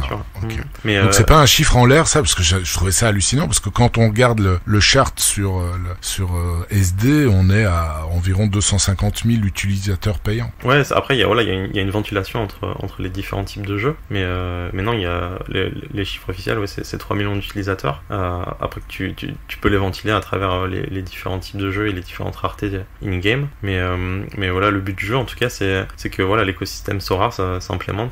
Et voilà, le fait que l'entreprise elle soit là ça fait ça, enfin moi je me rappelle je vais faire l'analogie avec ce qui s'est passé en 2019 pour moi, mais quand j'ai investi dans Sora à l'époque, et que j'ai investi dans les 8 autres projets, aujourd'hui il y a plus que Sora qui existe. Donc je pense que voilà, le produit est exceptionnel, et nous on en est conscient en interne de ça. La communauté est exceptionnelle aussi, on est conscient, et le but du jeu c'est qu'en fait au final on est tous ensemble dans le même bateau à essayer de voguer vers la même destination. Et je pense que peut-être récemment les gens l'avaient perdu un petit peu de vue, ça, que voilà, on était dans le même bateau, et que voilà, il y avait des débats sur Twitter ou autre qui faisaient pas avancer grand chose. Et ouais, c'est toujours dommage de laisser parler ses émotions un petit peu trop fort, mais c'est totalement humain et totalement compréhensible au final. Et au niveau des...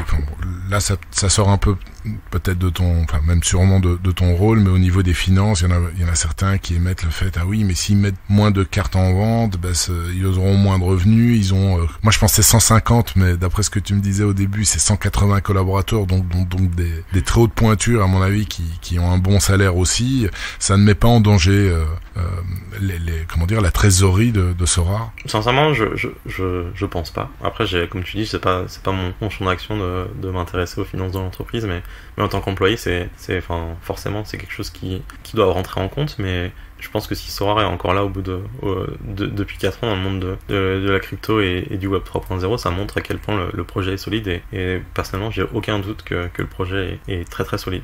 Comme je pense que tu as écouté pas mal de podcasts, j'ai souvent pris la défense de Sorare parce que l'accroissement qu'ils ont eu en 1 an et demi, quand j'ai découvert le jeu, je pense qu'il y avait 10 ou 12 employés, Nicolas, Julia, Brian, Dan compris.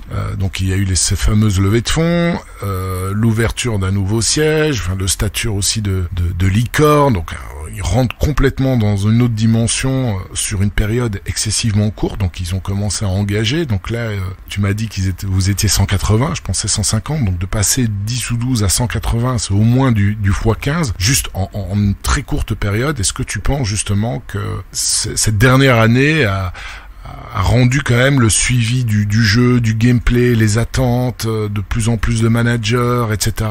Est-ce que ça a rendu ça compliqué, non ? Je pense que moi je me place du point de vue du chef d'entreprise et faire passer ses effectifs de comme tu l'as dit 10 ou 12 à 180 personnes, évidemment c'est une tâche qui est ardue. Scale up aussi vite aussi dans une période de temps aussi courte, c'est assez impressionnant et je m'en mets dans le prisme de moi en tant que manager en 2019, j'aurais jamais imaginé qu'un jour je rejoindrais les équipes de Sora. J'aurais jamais imaginé qu'ils auraient des bureaux à Paris, à New York, qui seraient présents sur 3 sports différents. Donc évidemment ça crée des contraintes en interne de vélocité où au lieu d'être focus sur certains aspects où on aimerait, on doit se recentrer sur nous-mêmes et mettre en place les process qui va faire que la façon de collaborer va être efficiente, va être fonctionnelle, trouver des fluidités, des affinités au sein des employés. On reste tous des humains et je pense qu'aujourd'hui on les a trouvés et pour nous l'axe d'amélioration, notre croissance interne, je pense qu'elle est établie aujourd'hui on reste focus sur le produit. En tout cas,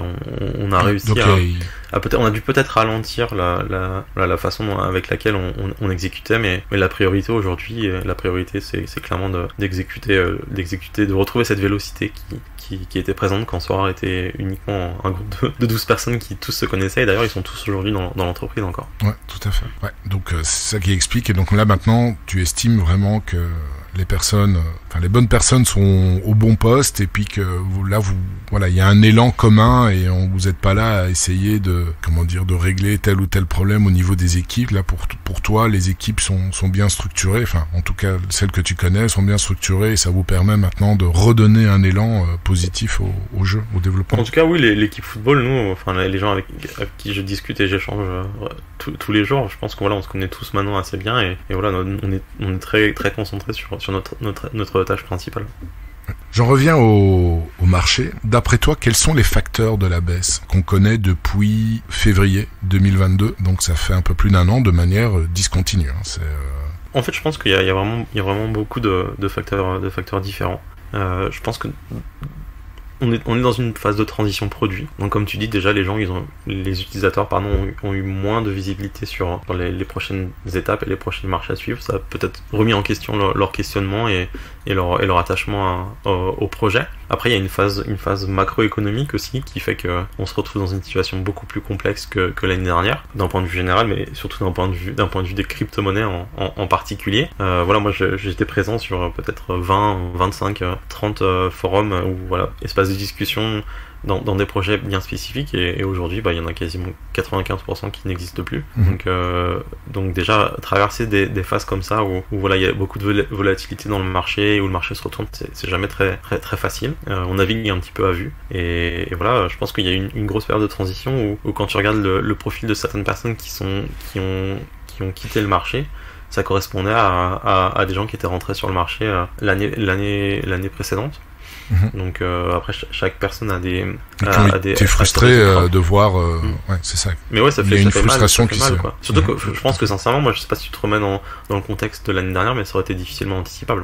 Ouais, même si moi en privé, comme je l'avais expliqué un peu dans mon texte sur Twitter, pourquoi j'avais quitté, honnêtement je sentais le truc venir. Maintenant j'ai pas malheureusement agi en conséquence, parce que je voyais une courbe de managers qui faiblissait quand même, et qui ne compensait pas en tout cas le nombre de cartes qui étaient mises sur le marché, en ayant en tête que les cartes nouvelle saison allaient débarquer prochainement. Il y a le contexte aussi géopolitique, macroéconomique, qui fait que avec la guerre, l'augmentation de l'énergie, etc., que c'est un avis personnel, je sais pas si tu le partages ou pas, mais que les gens ils ont d'autres choses à faire que d'acheter des cartes, je parle de pour les après petits... c'est à nous de faire mieux, en fait, je pense. C'est à nous de les ressources mises en... C'est à nous de mettre les bouchées doubles sur ces choses-là, et de continuer à construire un produit qui sera attractif et qui va rester attractif pour notre communauté, et qui va permettre de retrouver cette croissance-là. C'est peut-être que l'environnement est plus négatif aujourd'hui, mais faut pas que ça devienne une excuse non plus. C'est à nous vraiment de faire en sorte que les choses arrivent. Qu'est-ce que tu as envie de dire aux personnes je parle la grande majorité des managers, parce que c'est le cas des personnes qui sont rentrées sur les limited, et puis ils voyaient les limited, le prix des limited flamber, et puis là maintenant malheureusement ça arrête pas de réduire. Qu'est-ce que tu auras envie de leur dire à ces managers-là frustrés, justement, parce que tu en parlais juste avant? Non, je pense que dans les périodes difficiles, le plus important, c'est vraiment de se concentrer sur... là, je parle d'expérience, de se concentrer sur les fondamentaux et sa perception qu'on a des choses. C'est vraiment de se refocus sur ce que nous on perçoit, et parce que les autres personnes nous disent, ou ce qu'on entend à droite à gauche, vraiment d'essayer de simplement, ça peut passer par l'écrit, ou de se reposer un petit peu, et d'analyser les fondamentaux, et de repenser à comment était le marché de la crypto-monnaie en général il y a un an, quelle était la perception des NFT, pourquoi est-ce que ça arrivait, et où on en est aujourd'hui. Donc je pense que ça passe par vraiment une période où il faut vraiment se reconcentrer sur les fondamentaux, et faire le dos rond le temps que la hype revienne, et qu'on soit de nouveau dans un bull run. Je pense que dans ces moments-là, il faut vraiment se concentrer sur l'essentiel, et le plus difficile, c'est de pas laisser l'émotion trop prendre le dessus sur la raison. Donc, mais ça va dans toutes les phases où le marché est très volatile. Ça l'était certainement l'année dernière, et personne s'en est vraiment rendu compte. Mais voilà, se reconcentrer sur les fondamentaux, et ne pas oublier pourquoi on est là, en fait. Tu t'attendais à une chute comme ça du marché crypto, et les scandales qui ont suivi, scandales à répétition qui ont suivi avec Luna, et le dernier en date, FTX, Three Arrows, etc. Non, c'était impossible à anticiper, et moi ça fait assez longtemps que je suis dans le marché des crypto-monnaies, et pour moi c'est un retournement, que c'est une phase qui fait partie des phases les plus volatiles que j'ai pu connaître, et qui est certainement très très difficile. Est-ce que la baisse du prix des cartes depuis un an vous préoccupe? Ce qui nous préoccupe vraiment le plus, c'est d'arriver à stabiliser ce marché, et vraiment sur les choses sur la chose sur laquelle on est vraiment concentré aujourd'hui, c'est la stabilisation du marché, et activer les leviers qui vont nous permettre de renverser la tendance. Et ces leviers-là, c'est quoi? Bon, t'en as un peu touché un mot tout à l'heure, c'est diminuer un peu le nombre de cartes mises aux enchères. Quoi d'autre également? Plus précisément, l'onboarding. Qu'est-ce qui est mis en place aujourd'hui pour favoriser et augmenter l'onboarding dans un contexte assez compliqué, comme on l'a dit? Exactement, ça passe par... aujourd'hui, l'onboarding, il a été vraiment canalisé à travers différents canaux, pardon, excuse-moi, je vais me répéter. Mais il a été retravaillé de façon à ce qu'il y ait différents canaux qui permettent aux joueurs d'accrocher au jeu. On se rend compte que notre produit est vraiment quelque chose de différent, quelque chose d'exceptionnel, et pour nous la priorité elle est non seulement d'onboard des utilisateurs sur la plateforme, mais aussi qu'ils arrivent à goûter au jeu, en fait, qu'ils arrivent à comprendre les mécanismes, parce que le jeu il est assez complexe, c'est pas un jeu de fantasy football qui est à la portée de tout le monde, et c'est à nous de mettre en place les mécaniques qui vont faire que non seulement la personne va se retrouver sur la plateforme, elle va comprendre comment la plateforme fonctionne, comment interagir avec la plateforme, mais elle va comprendre aussi comment jouer au jeu, tout simplement, en fait. Donc c'est à nous d'utiliser toutes ces choses-là pour avoir améliorer le taux de rétention, et faire en sorte que les gens arrivent sur la plateforme, goûtent une première fois au jeu et ils reviennent. C'est très important pour nous. Et voilà, ça passe par tous ces leviers, tous les leviers qu'on a déjà parlé. Et on en est conscient en interne. Il y a beaucoup de données il y a beaucoup de rapports, beaucoup de données qui font qu'on est en quête d'amélioration constante sur toutes ces données-là. Mais je pense que ça reste le lot de toutes les entreprises en fait. Ouais. Et je présume que personne n'a ignoré le fait qu'il y a pas mal d'influenceurs, etc., qui disent aujourd'hui, j'ai difficile à conseiller des potes de rentrer dans le jeu. T'as certainement dû le lire plus d'une fois. Comment est-ce que ça a été pris par Sorare, par toi quand tu voyais ça? Ça nous fait de la peine. Après, nous, notre rôle, c'est pas de chacun est libre d'avoir sa propre opinion et on le respecte totalement. Et je trouve que la critique, quand elle est vraiment intéressante, quand elle est expliquée, quand elle est détaillée, c'est quelque chose qui nourrit beaucoup les personnes et on s'en inspire. Après, c'est des choses qui sortent de notre contrôle, malheureusement, la perception qu'ont les gens de nous. Et ça, parfois, on peut pas réagir simplement parce qu'on n'a pas le temps ou c'est pas le moment ou juste on peut pas vraiment communiquer parce que c'est des données qui vont, il y a tout un process qui va faire que ça va arriver, mais on peut pas dire, on n'est pas du genre à dire les gars ça va arriver quoi. Donc non, je comprends bien, mais au-delà de la peine, est-ce que ça vous amène à vous remettre en question? Je pense que après je parle moi d'un point de vue personnel parce que je peux pas parler pour les autres membres de l'équipe, mais je pense que quand on veut avancer dans son travail, c'est important de se remettre en question de façon perpétuelle, de jamais prendre les choses pour acquis. Et je pense que ce qui s'est passé dans le monde de la crypto-monnaie en général sur les 12 derniers mois, c'est une bonne leçon d'humilité et ça force les gens à se remettre en question. En tout cas, s'il y a des gens qui avaient la mentalité de l'année dernière et qui l'ont toujours aujourd'hui, c'est vraiment adéquation. Tout à fait. On va attaquer un peu la supply dont on a un peu touché un mot tout à l'heure. Aujourd'hui, juste pour info, est-ce que tu connais la répartition enchères-reward? Tu avais dit qu'il y avait un peu plus de reward. Tu as une idée de la proportion? Alors en fait, il y a toujours le ratio qu'on connaît tous qui est de 60% des cartes qui sont réservées pour les enchères et 40% pour la partie reward. Donc aujourd'hui, pour la partie reward, on est proche de ces 40% là. Et aux enchères, comme je l'ai déjà expliqué, on met moins sur le marché, moins d'enchères sur le marché primaire qu'il y a de cartes récompensées. Ok, donc il y a des chances qu'on ne voit pas le même nombre de supply qui était atteint peut-être l'année passée pour cette saison-ci. Donc le nombre de cartes émises par joueur. C'est une éventualité. Oui, c'est possible, ouais. Okay. Comment est-ce qu'il est défini? Vas-y, pardon. Non, j'avais fini ce que moi c'est. Comment est-ce qu'il est défini le rythme des enchères? C'est-à-dire le rythme des enchères en fonction de à l'instant T. Voilà, de tel joueur, c'est il y a deux rythmes. Il y a le rythme, ok, c'est une limited, quel que soit le joueur, toutes les minutes, ou bien si on prend l'exemple du limited d'un joueur propre, d'un même joueur, comment est-ce qu'il est défini justement le rythme des enchères? Parce que de temps en temps on voit 5, 6, 7 cartes du même joueur, puis sur une période très très courte, et puis plus rien pendant tout un moment, et puis de nouveau peut-être l'une ou l'autre deux.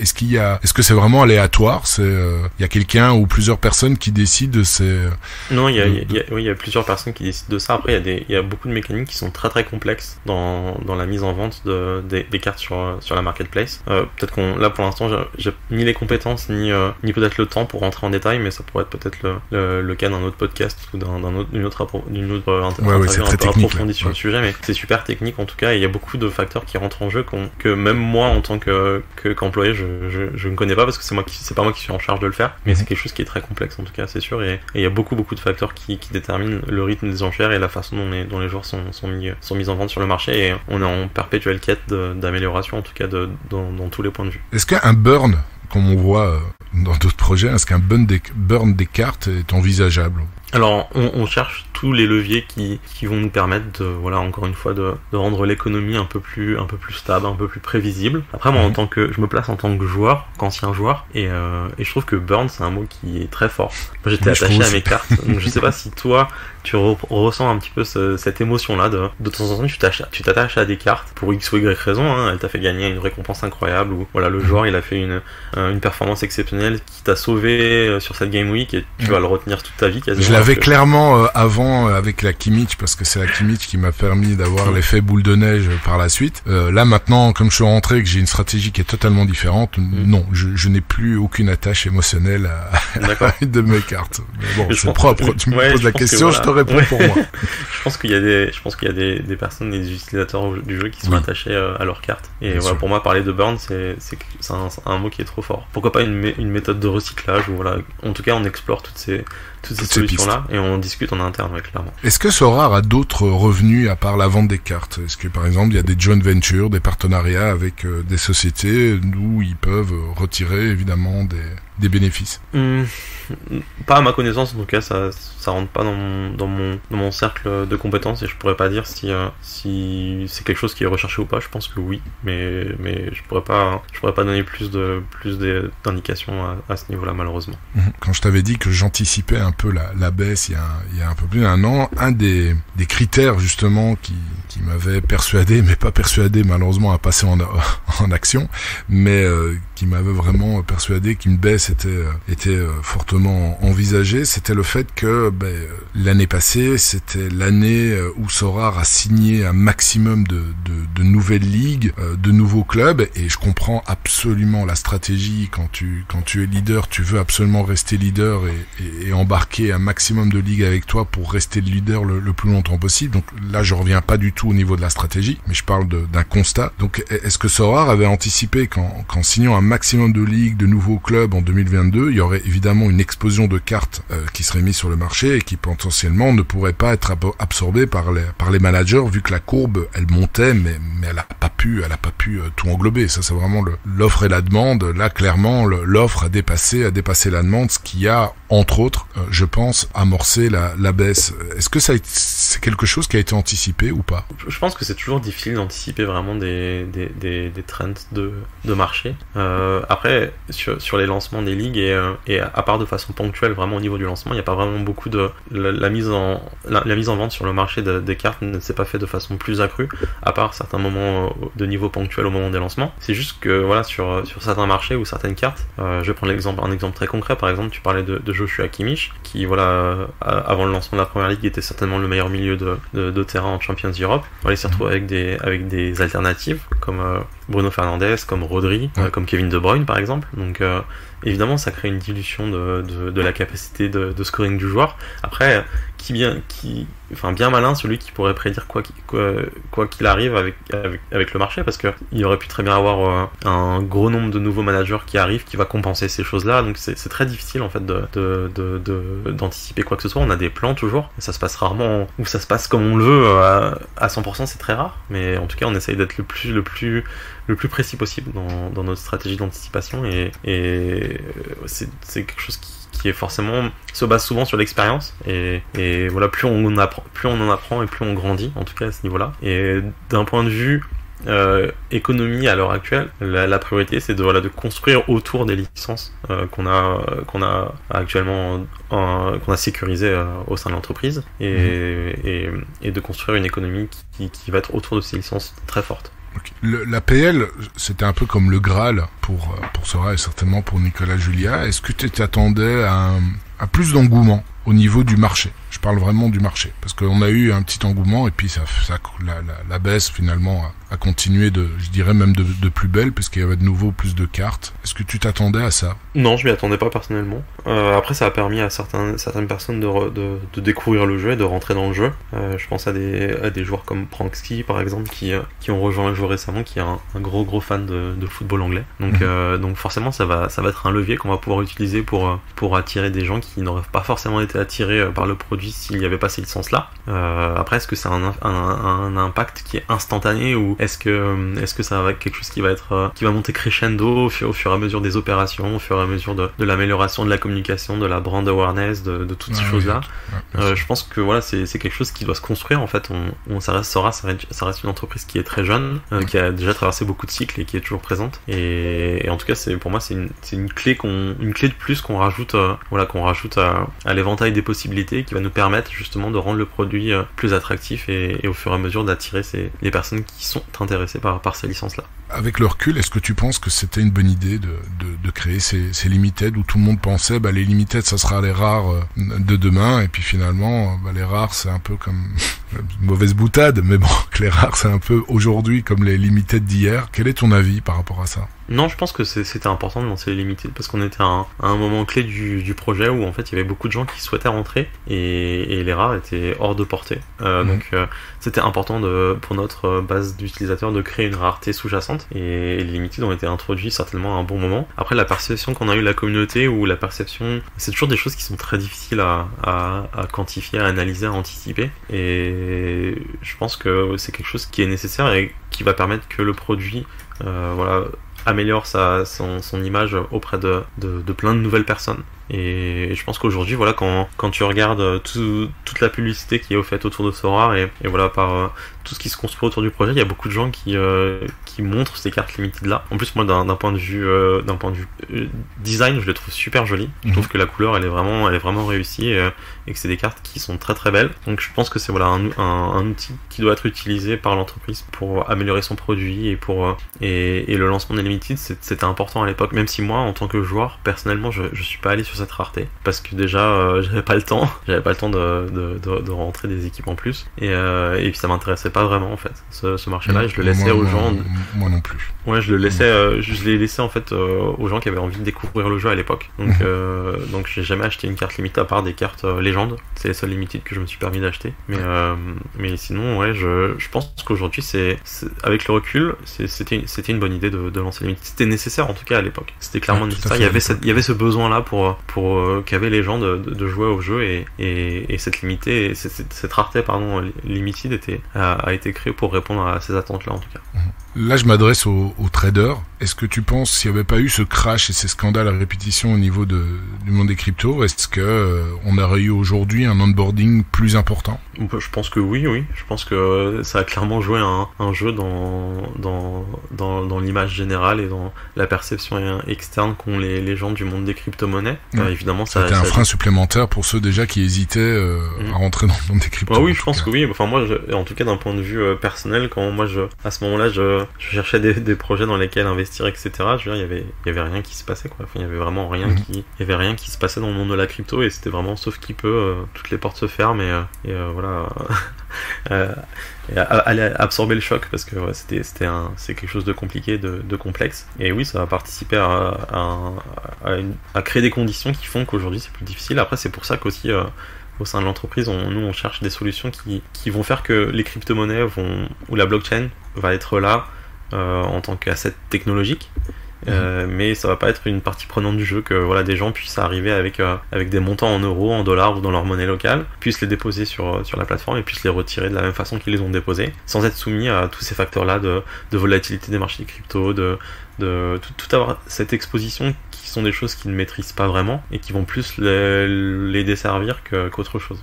Avec le recul, est-ce que vous auriez fait certaines choses différemment? Après moi j'ai rejoint l'équipe vraiment à plein temps depuis une semaine donc je pense que c'est. Mais est-ce que tu trouves, alors je vais reformuler ma question, avec le recul, est-ce que tu trouves que l'équipe aurait pu faire les choses différemment? Franchement, c'est toujours difficile de se poser en tant que juge du travail des autres ou des choses qui ont été faites, qu'on n'a pas vraiment tout le contexte. Moi, je préfère vraiment me focaliser sur les choses qu'on va faire et les choses qu'on est en train de mettre en place pour rendre le produit plus logique tout simplement. Et je trouve que ce qui est fait depuis quelques mois par l'équipe qui est en place, c'est des modifications qui sont importantes et qui vont faire que le jeu va vraiment pouvoir s'établir et pouvoir grandir autour de ce qu'il est en train de construire. Donc c'est toujours des questions qui sont difficiles, mais je pense qu'en tout cas là on a toutes les cartes en main qui vont faire qu'on est en pleine capacité de prendre les bonnes décisions.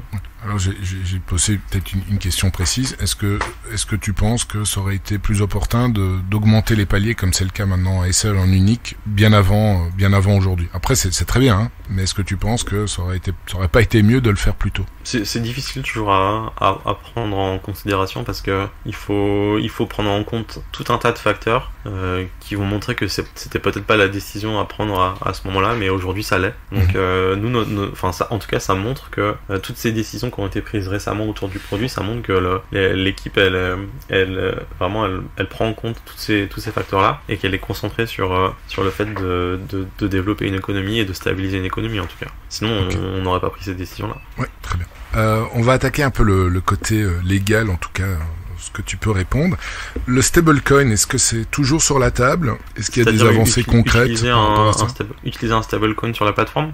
Oui. Je pense que non. Non, donc ça serait plus parce que Nicolas Julia, j'avais vu ça dans un tweet que d'ailleurs j'ai partagé il y a pas si longtemps, où il y avait, en tout cas Sorare était en train, je pense, si j'ai bien compris le message, était en train de mettre en place un système qui puisse justement casser un peu la barrière de crypto et amener les gens à déposer du fiat, ce qui était possible avec ta carte bancaire, mais aussi de ressortir plus facilement, parce que jusqu'à aujourd'hui, tu devais sortir sur un wallet externe de style MetaMask, l'envoyer sur une plateforme, le convertir, et enfin voilà, c'est quand même un peu un chemin de croix, en tout cas pour les non-initiés. Et là, d'après le tweet que j'avais vu, il y a un projet qui se met en place justement pour casser cette barrière et faciliter finalement l'onboarding de personnes qui n'ont pas trop envie d'être mêlées à de la crypto. Oui, exactement. En fait, après, voilà, ce qui est toujours excitant dans ces phases-là où la poussière retombe un petit peu, c'est que c'est des phases qui sont faites pour les gens qui ont envie de construire et qui ont envie de développer des produits. Ça permet d'avoir le temps de le faire, ça permet d'avoir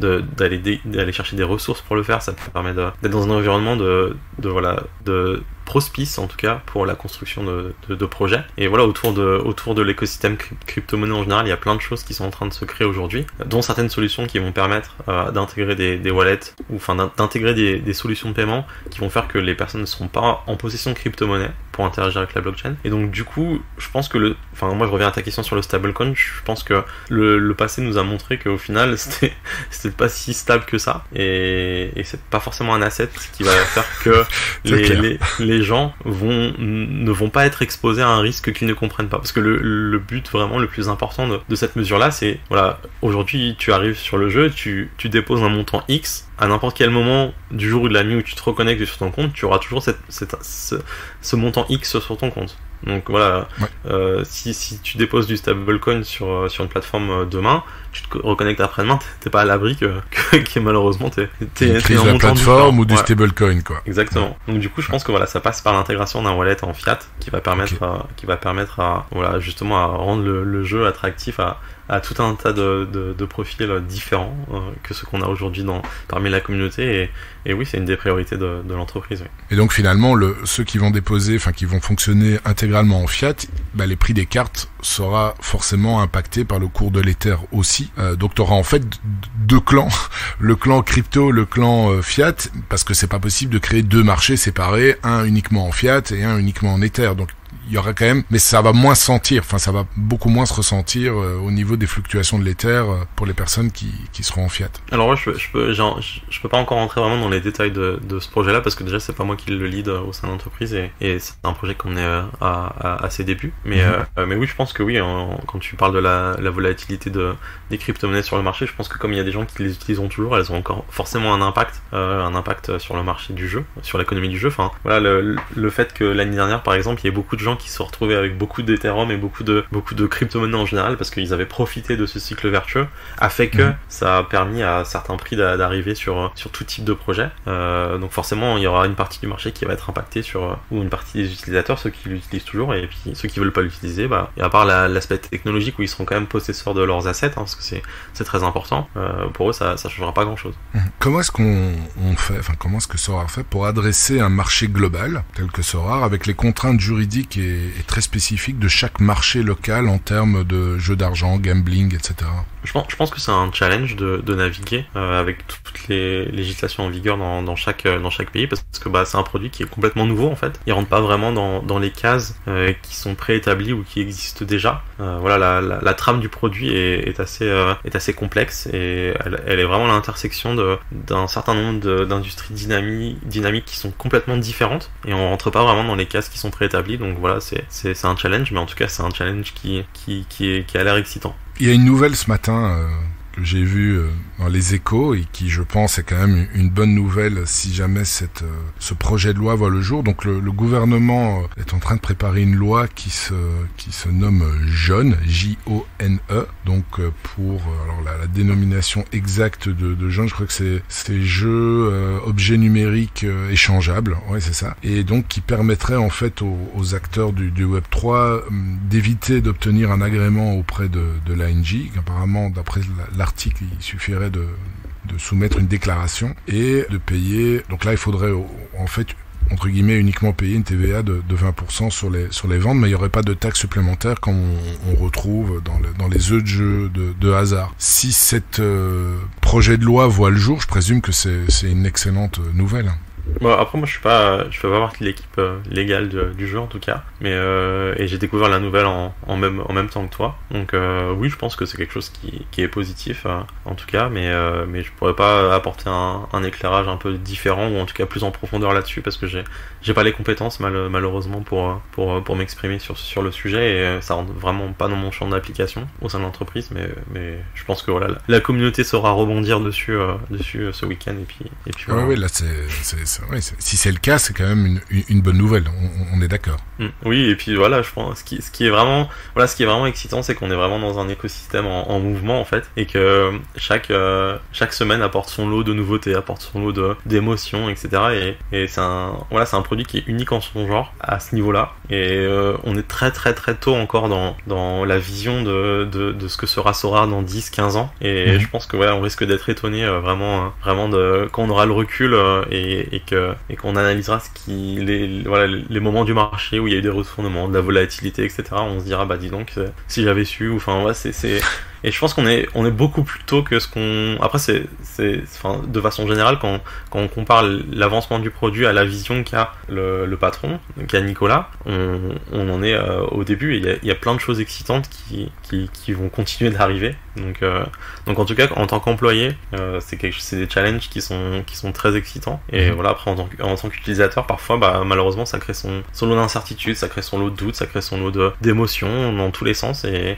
c'est quelque chose qui est difficile à gérer. En tout cas, on en est conscient. Et voilà, je pense que voilà, la volonté de prendre les gens, un petit peu les utilisateurs par la main et de leur montrer que dans quelle direction s'oriente le produit, c'est quelque chose qui est un peu plus important. Et c'est peut-être quelque chose qui n'avait pas été réalisé dans les dernières semaines et qui a entraîné tout un tas de réactions. Et je pense quand tu dis tenir par la main, c'est redonner confiance. Oui, voilà, j'ai pas envie d'infantiliser les utilisateurs, loin de là. C'est vraiment de leur montrer qu'il y a une direction qui est appliquée au produit et que les membres de l'équipe ils sont à l'écoute de la communauté. On sait très bien que la communauté c'est les gens les plus à même de trouver des choses qui vont pas, de remonter des erreurs, etc.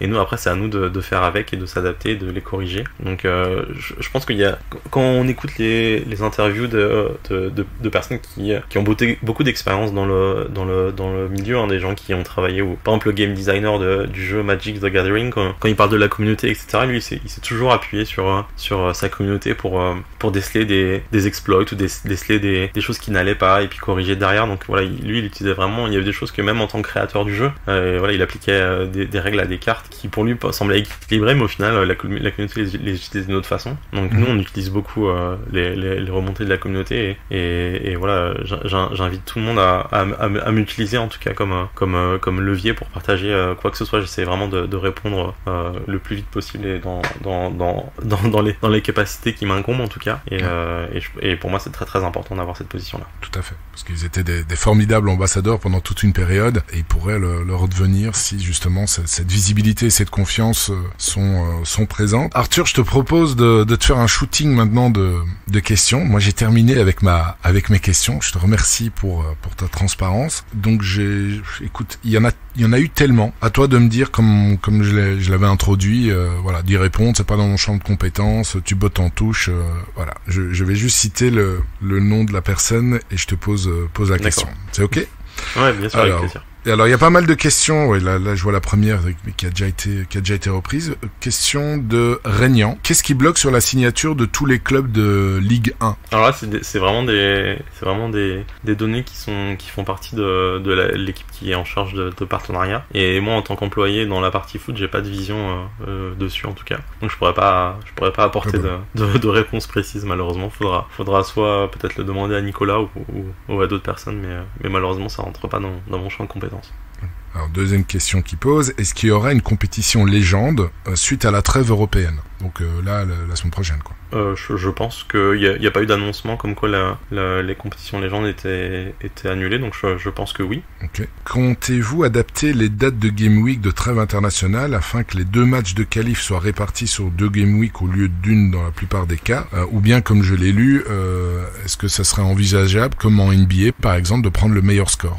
Alors, changer les dates de Game Week, c'est toujours quelque chose qui est très touchy, sensible, ouais, qui est très sensible. Rien que les heures, ça a provoqué déjà pas mal de remous. Au moins, ça montre qu'il y a de l'engagement au sein de la communauté. Tout à fait, il y a de la passion. Et que quand il y a une décision qui est prise, il y a de la passion, parce que moi, dans combien de projets je fais encore partie, et il y a une décision qui est prise et il y a personne qui réagit. En bien, en mal, enfin, ouais. C'est hallucinant, sincèrement. J'ai nettoyé mon Discord récemment parce que je devais avoir 150 serveurs à peu près, enfin bref. Et voilà, il y a des décisions, je relisais les feeds, etc. Il y a des décisions qui sont prises qui sont juste incroyables. Et en fait, il y a personne de la communauté qui réagit parce qu'il y a plus personne qui est présent, tout simplement. Donc bon, là, on s'écarte un petit peu du sujet, pardon. Non, mais c'est juste ce que tu dis. Mais voilà, au moins, c'est vraiment une communauté de passionnés. Voilà, il y a de la passion autour du jeu. Ça, on peut pas nous l'enlever, c'est sûr. Et donc, c'est un sujet qui est très très sensible. Je pense qu'en fait, pour l'instant, c'est important d'avoir on peut être pour, on peut être contre. Mais pour moi, c'est important d'avoir des Game Week à heure fixe. Et décaler les dates, c'est quelque chose qui va être complexe parce que t'as des gens qui, par exemple, de leur côté, eux auront anticipé que dans cette Game Week, il y a peu d'équipes qui jouent, donc ils vont compléter leur roster avec des cartes qui leur manquaient pour être compétitifs sur cette Game Week spécifique, et donc du coup, eux, on va bouger la date et ça va pas leur plaire. Et à contrario, ça va changer un petit peu ça va aussi changer la façon dont on récompense les cartes sur les Game Week, donc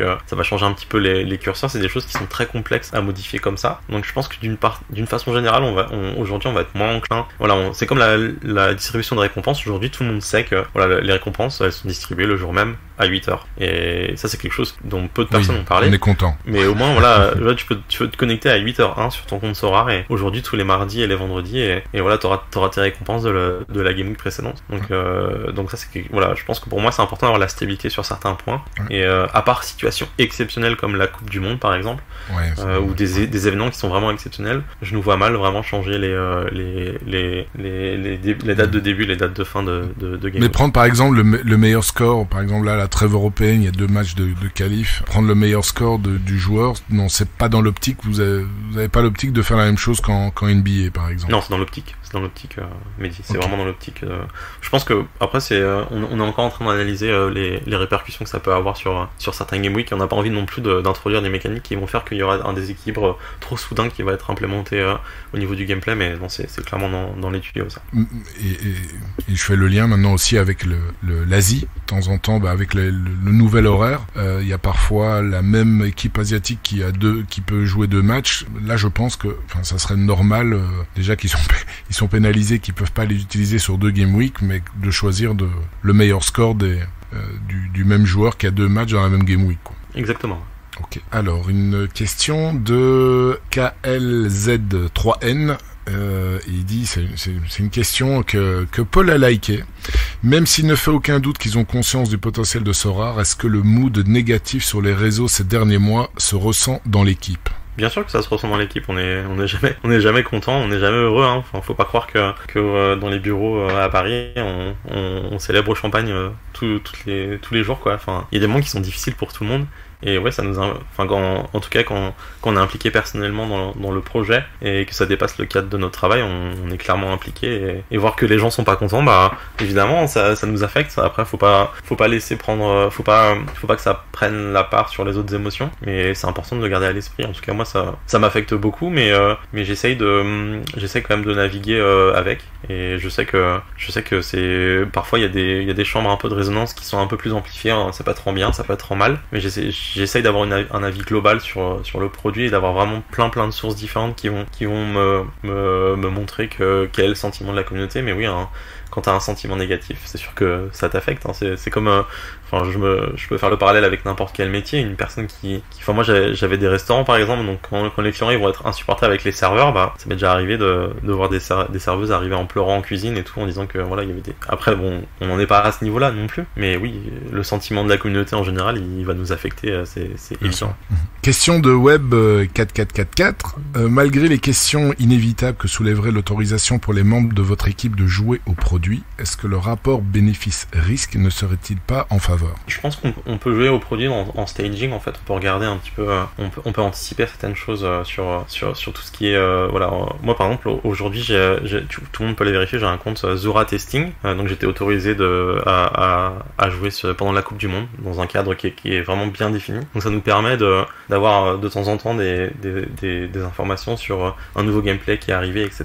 Après, enfin moi j'utilise d'un point de vue personnel et au sein de l'équipe, on utilise plein de personnes qui jouent activement au jeu pour nous faire remonter des informations. Et je pense que pour nous déjà, c'est un gain de temps d'avoir ces gens-là, parce que ça nous permet d'avoir leur vision du produit et d'avoir des remontées d'informations qui sont très très rapides et de nous mettre que nous on soit très très réactifs sur certains correctifs à appliquer, et c'était quelque chose que même si on était autorisé à jouer au jeu, bah on pourrait pas avoir. Enfin moi je peux pas me permettre demain de passer 4 heures par jour à vraiment jouer au jeu, etc. Même si c'est d'un point de vue timing c'est impossible. Donc on utilise ces canaux là pour avoir ce feedback là, et je pense que pour l'instant c'est très bien comme ça.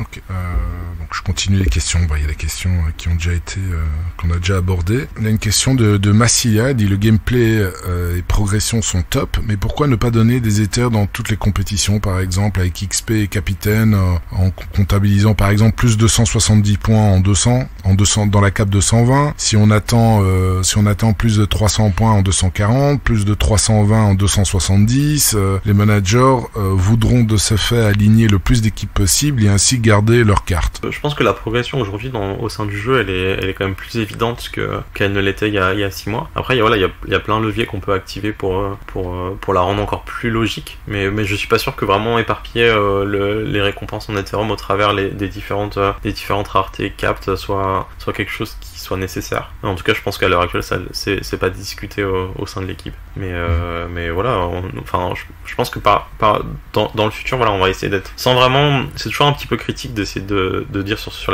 les choses sur lesquelles on travaille, parce que ça va forcément avoir des répercussions sur le marché, et le but du jeu c'est que tout le monde ait la même information en même temps, donc du coup c'est toujours un petit peu complexe aussi dans notre communication, nous en tant que personnes qui travaillons dans l'équipe, de dire certaines choses ou de même ne pas les dire. Parfois ça va être c'est frustrant parfois.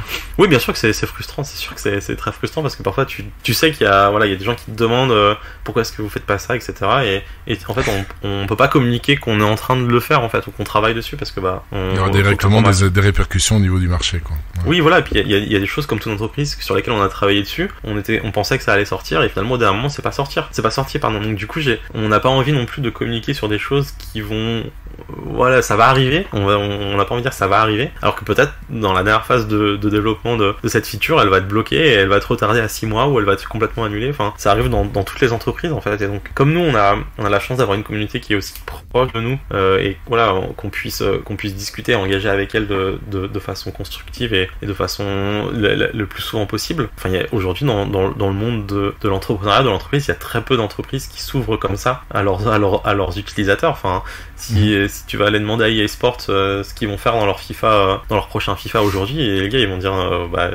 rien. Enfin, ils vont même pas répondre, quoi. Enfin, je veux dire, pour eux ça dépasse l'entendement que de penser que les utilisateurs vont avoir une réponse sur quoi que ce soit. En fait, c'est leur communication, ils la maîtrisent. Voilà, ils sortent les vidéos, ils sortent les annonces quand ils veulent, où ils veulent, au moment du développement du produit où ils le veulent. Et voilà, nous parfois on doit naviguer un petit peu parce qu'ils ont un socle de clients qui est là, qui est historique, etc. Ouais. Alors que Sorare, c'est encore une entreprise jeune. Ouais, voilà, exactement. Ils ont une user base qui est assez solide, et puis qui, voilà, oui, en fait ils l'utilisent de temps en temps en phase de bêta testing.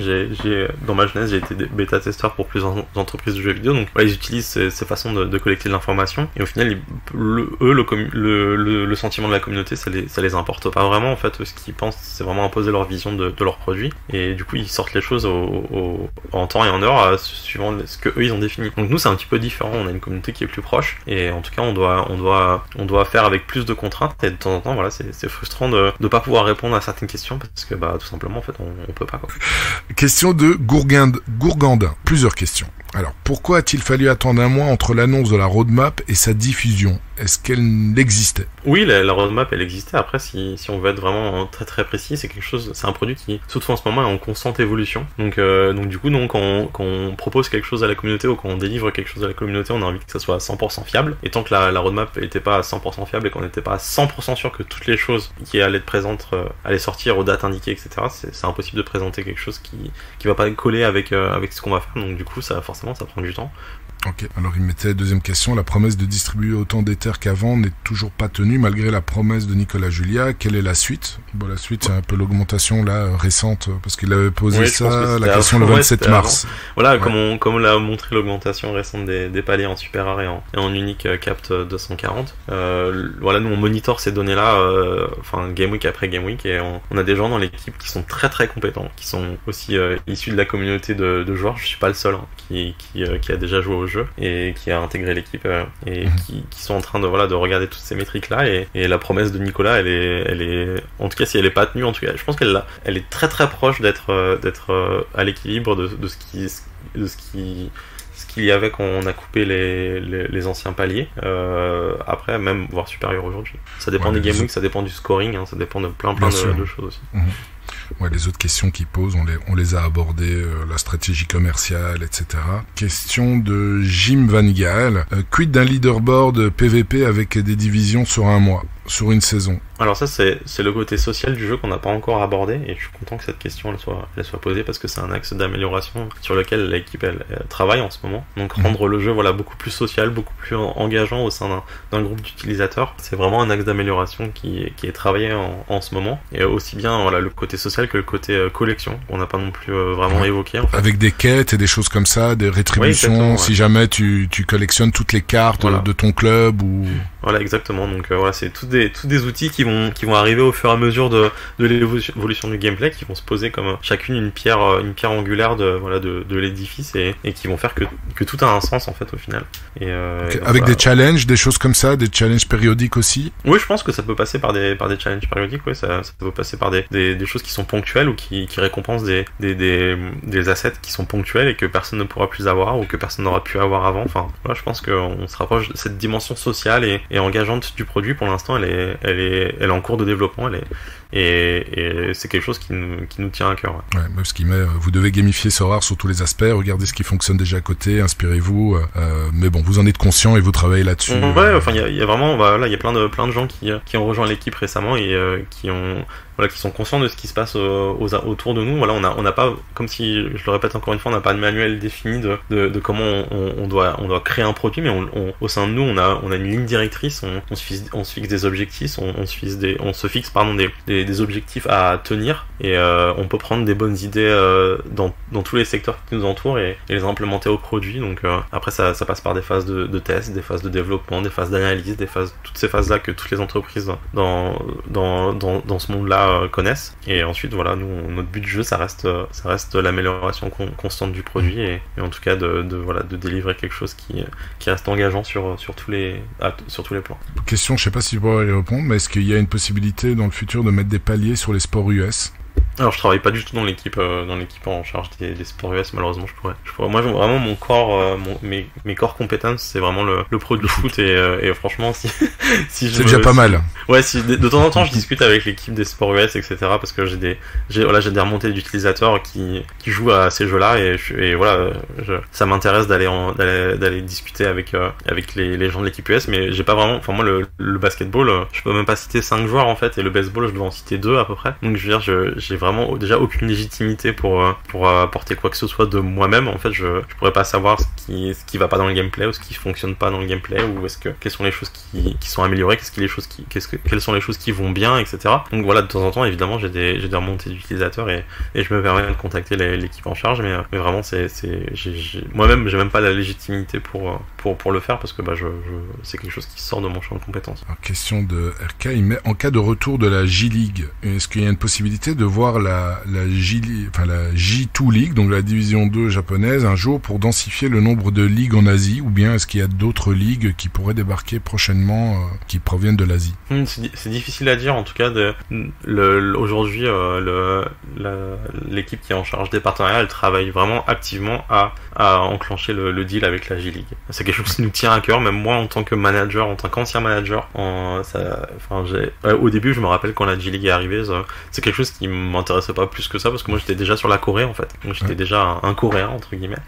J'étais un fan de Césinia. C'était déjà un Césinia quoi. Ouais, carrément. Ouais. J'avais toutes les 1 sur X de toutes les raretés de Césinia sauf la Limited, mais elle n'existait pas à l'époque. Mais donc voilà, j'avais déjà choisi mon camp en fait, entre guillemets. Donc du coup, la J-League est arrivée et je m'en suis pas plus intéressé à ça en tant qu'utilisateur. Et puis après évidemment cette notion de communauté et d'avoir des sous-groupes dans notre communauté qui sont focus sur tous ces sports-là, etc.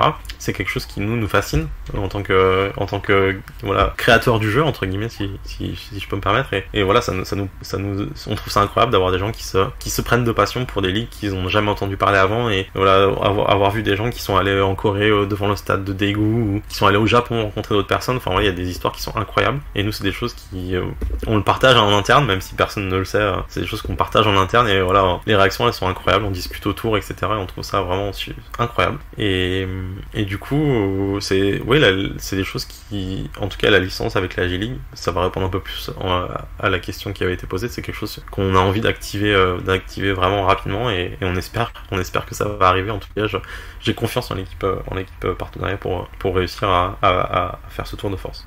Question de Punch, il dit pour moi l'onboarding ne passera que par une application mobile ultra épurée, simple d'utilisation et d'accès. Est-ce que cette app est toujours en cours de développement et à quel stade on en est? Je sais pas si tu sais répondre à cette question. Alors non, malheureusement j'ai très peu de contact avec l'équipe qui est en charge de l'application mobile, donc je pourrais pas répondre à cette question. Question de Loco, pourquoi ont-ils pas communiqué sur l'arrivée des bans? Aucun avertissement et aucun recours possible même si leur bot se trompe. Est-ce que ça va évoluer ou doit-on quitter le navire aussi? Question de Loco et je t'avoue que moi j'avais rebondi là-dessus parce qu'il y avait quelqu'un que je connaissais vraiment très bien, il me dit jamais de la vie j'ai eu un double compte, etc. et pourtant il a été banné. Bon, on parle aussi du bug qu'il y a eu, mais là c'était en dehors du bug. Est-ce que c'est quelque chose pour toi qui doit être amélioré? Parce que pour moi c'est le cas, ça doit absolument être amélioré. Je pense qu'il y a des bans qui sont pas justifiés. Sur la partie sur l'événement qui s'était passé où il y a eu des utilisateurs. Non, avant justement, sur le fait de banner une personne du jour au lendemain et apparemment dans ces bans ils sont pas tous justifiés par rapport au multicompte. Après, nous dans notre stratégie de défense contre le multicompte, en fait, il y a vraiment 2 piliers qui sont réussir à identifier les personnes qui l'utilisent de façon malicieuse ou qui l'utilisent de façon anti-compétitive. Donc c'est quelque chose qui est très très compliqué et qui prend en compte plein de paramètres. On regarde les similarités entre les comptes, etc. pour déterminer si ils ont un pourcentage de possibilité d'être détenus par la même personne. Après on peut pas être vraiment à 100% transparent derrière sur les choses qu'on utilise pour lutter contre ça.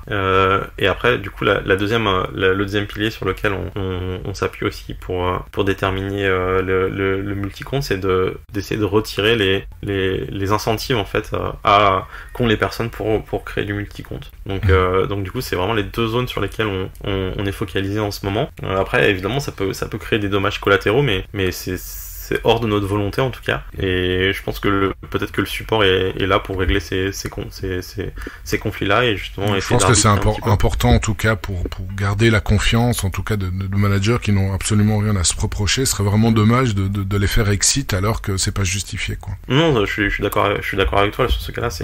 C'est clairement un axe d'amélioration. Après pour nous c'était nécessaire aussi de mettre en place ces piliers-là parce que sinon c'est aussi la crédibilité du produit qui est mise en cause. Donc du coup malheureusement de temps en temps ça crée des situations où des personnes qui sont ban pour les mauvaises raisons et on en est malheureux. Après normalement il y a tout un process qui est établi pour contacter le support et puis des questions qui vont être amenées par le support pour essayer d'arbitrer ces cas-là en tout cas. Okay. Serait-il possible d'avoir enfin des compétitions exclusives par championnat sans limite de roster et de cap? Ouais, je pense qu'il veut dire des bon, on en a parlé un peu tout à l'heure, donc je sais pas, un truc spécial Belgique, spécial Pays-Bas.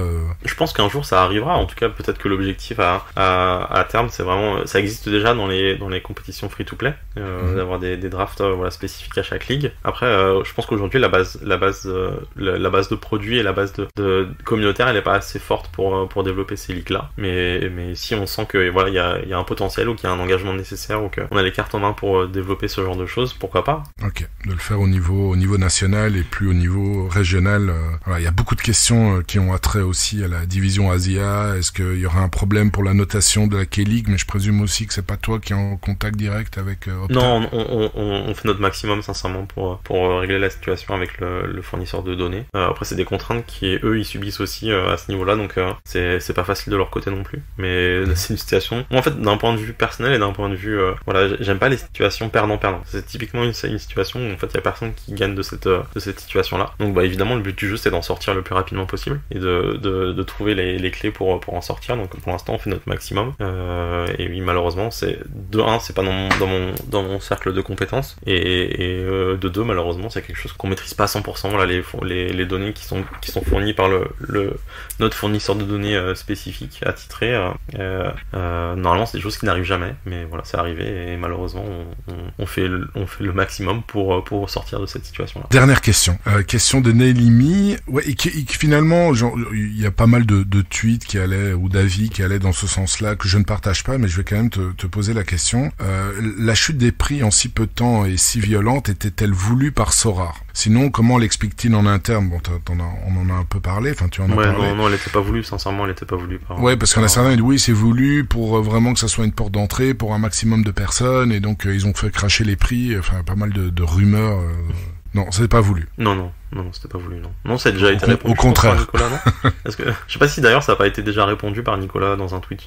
Peut-être que je dis une bêtise, mais peut-être que je l'ai raté. Donc, envisagez-vous un gameplay multijoueur. Donc, c'est Icecan par club pour améliorer le divertissement et renforcer l'aspect social du jeu. Donc, ça, c'est encore une question. Oui, on a déjà répondu, mais oui, carrément. Ouais. C'est important pour nous d'utiliser ce levier-là et de rendre le jeu beaucoup plus engageant d'une façon, enfin, de ce côté-là. Donc oui, c'est quelque chose qu'on est en train d'étudier à l'heure actuelle.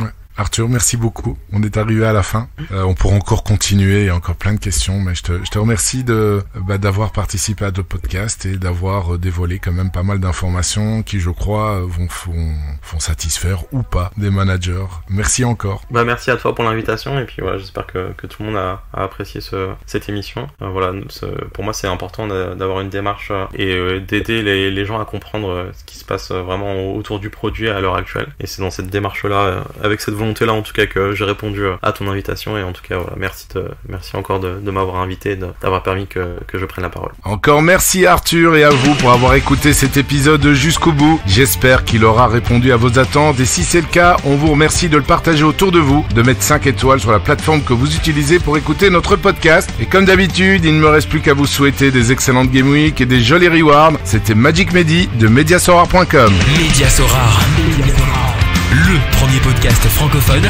dédié à Sorare.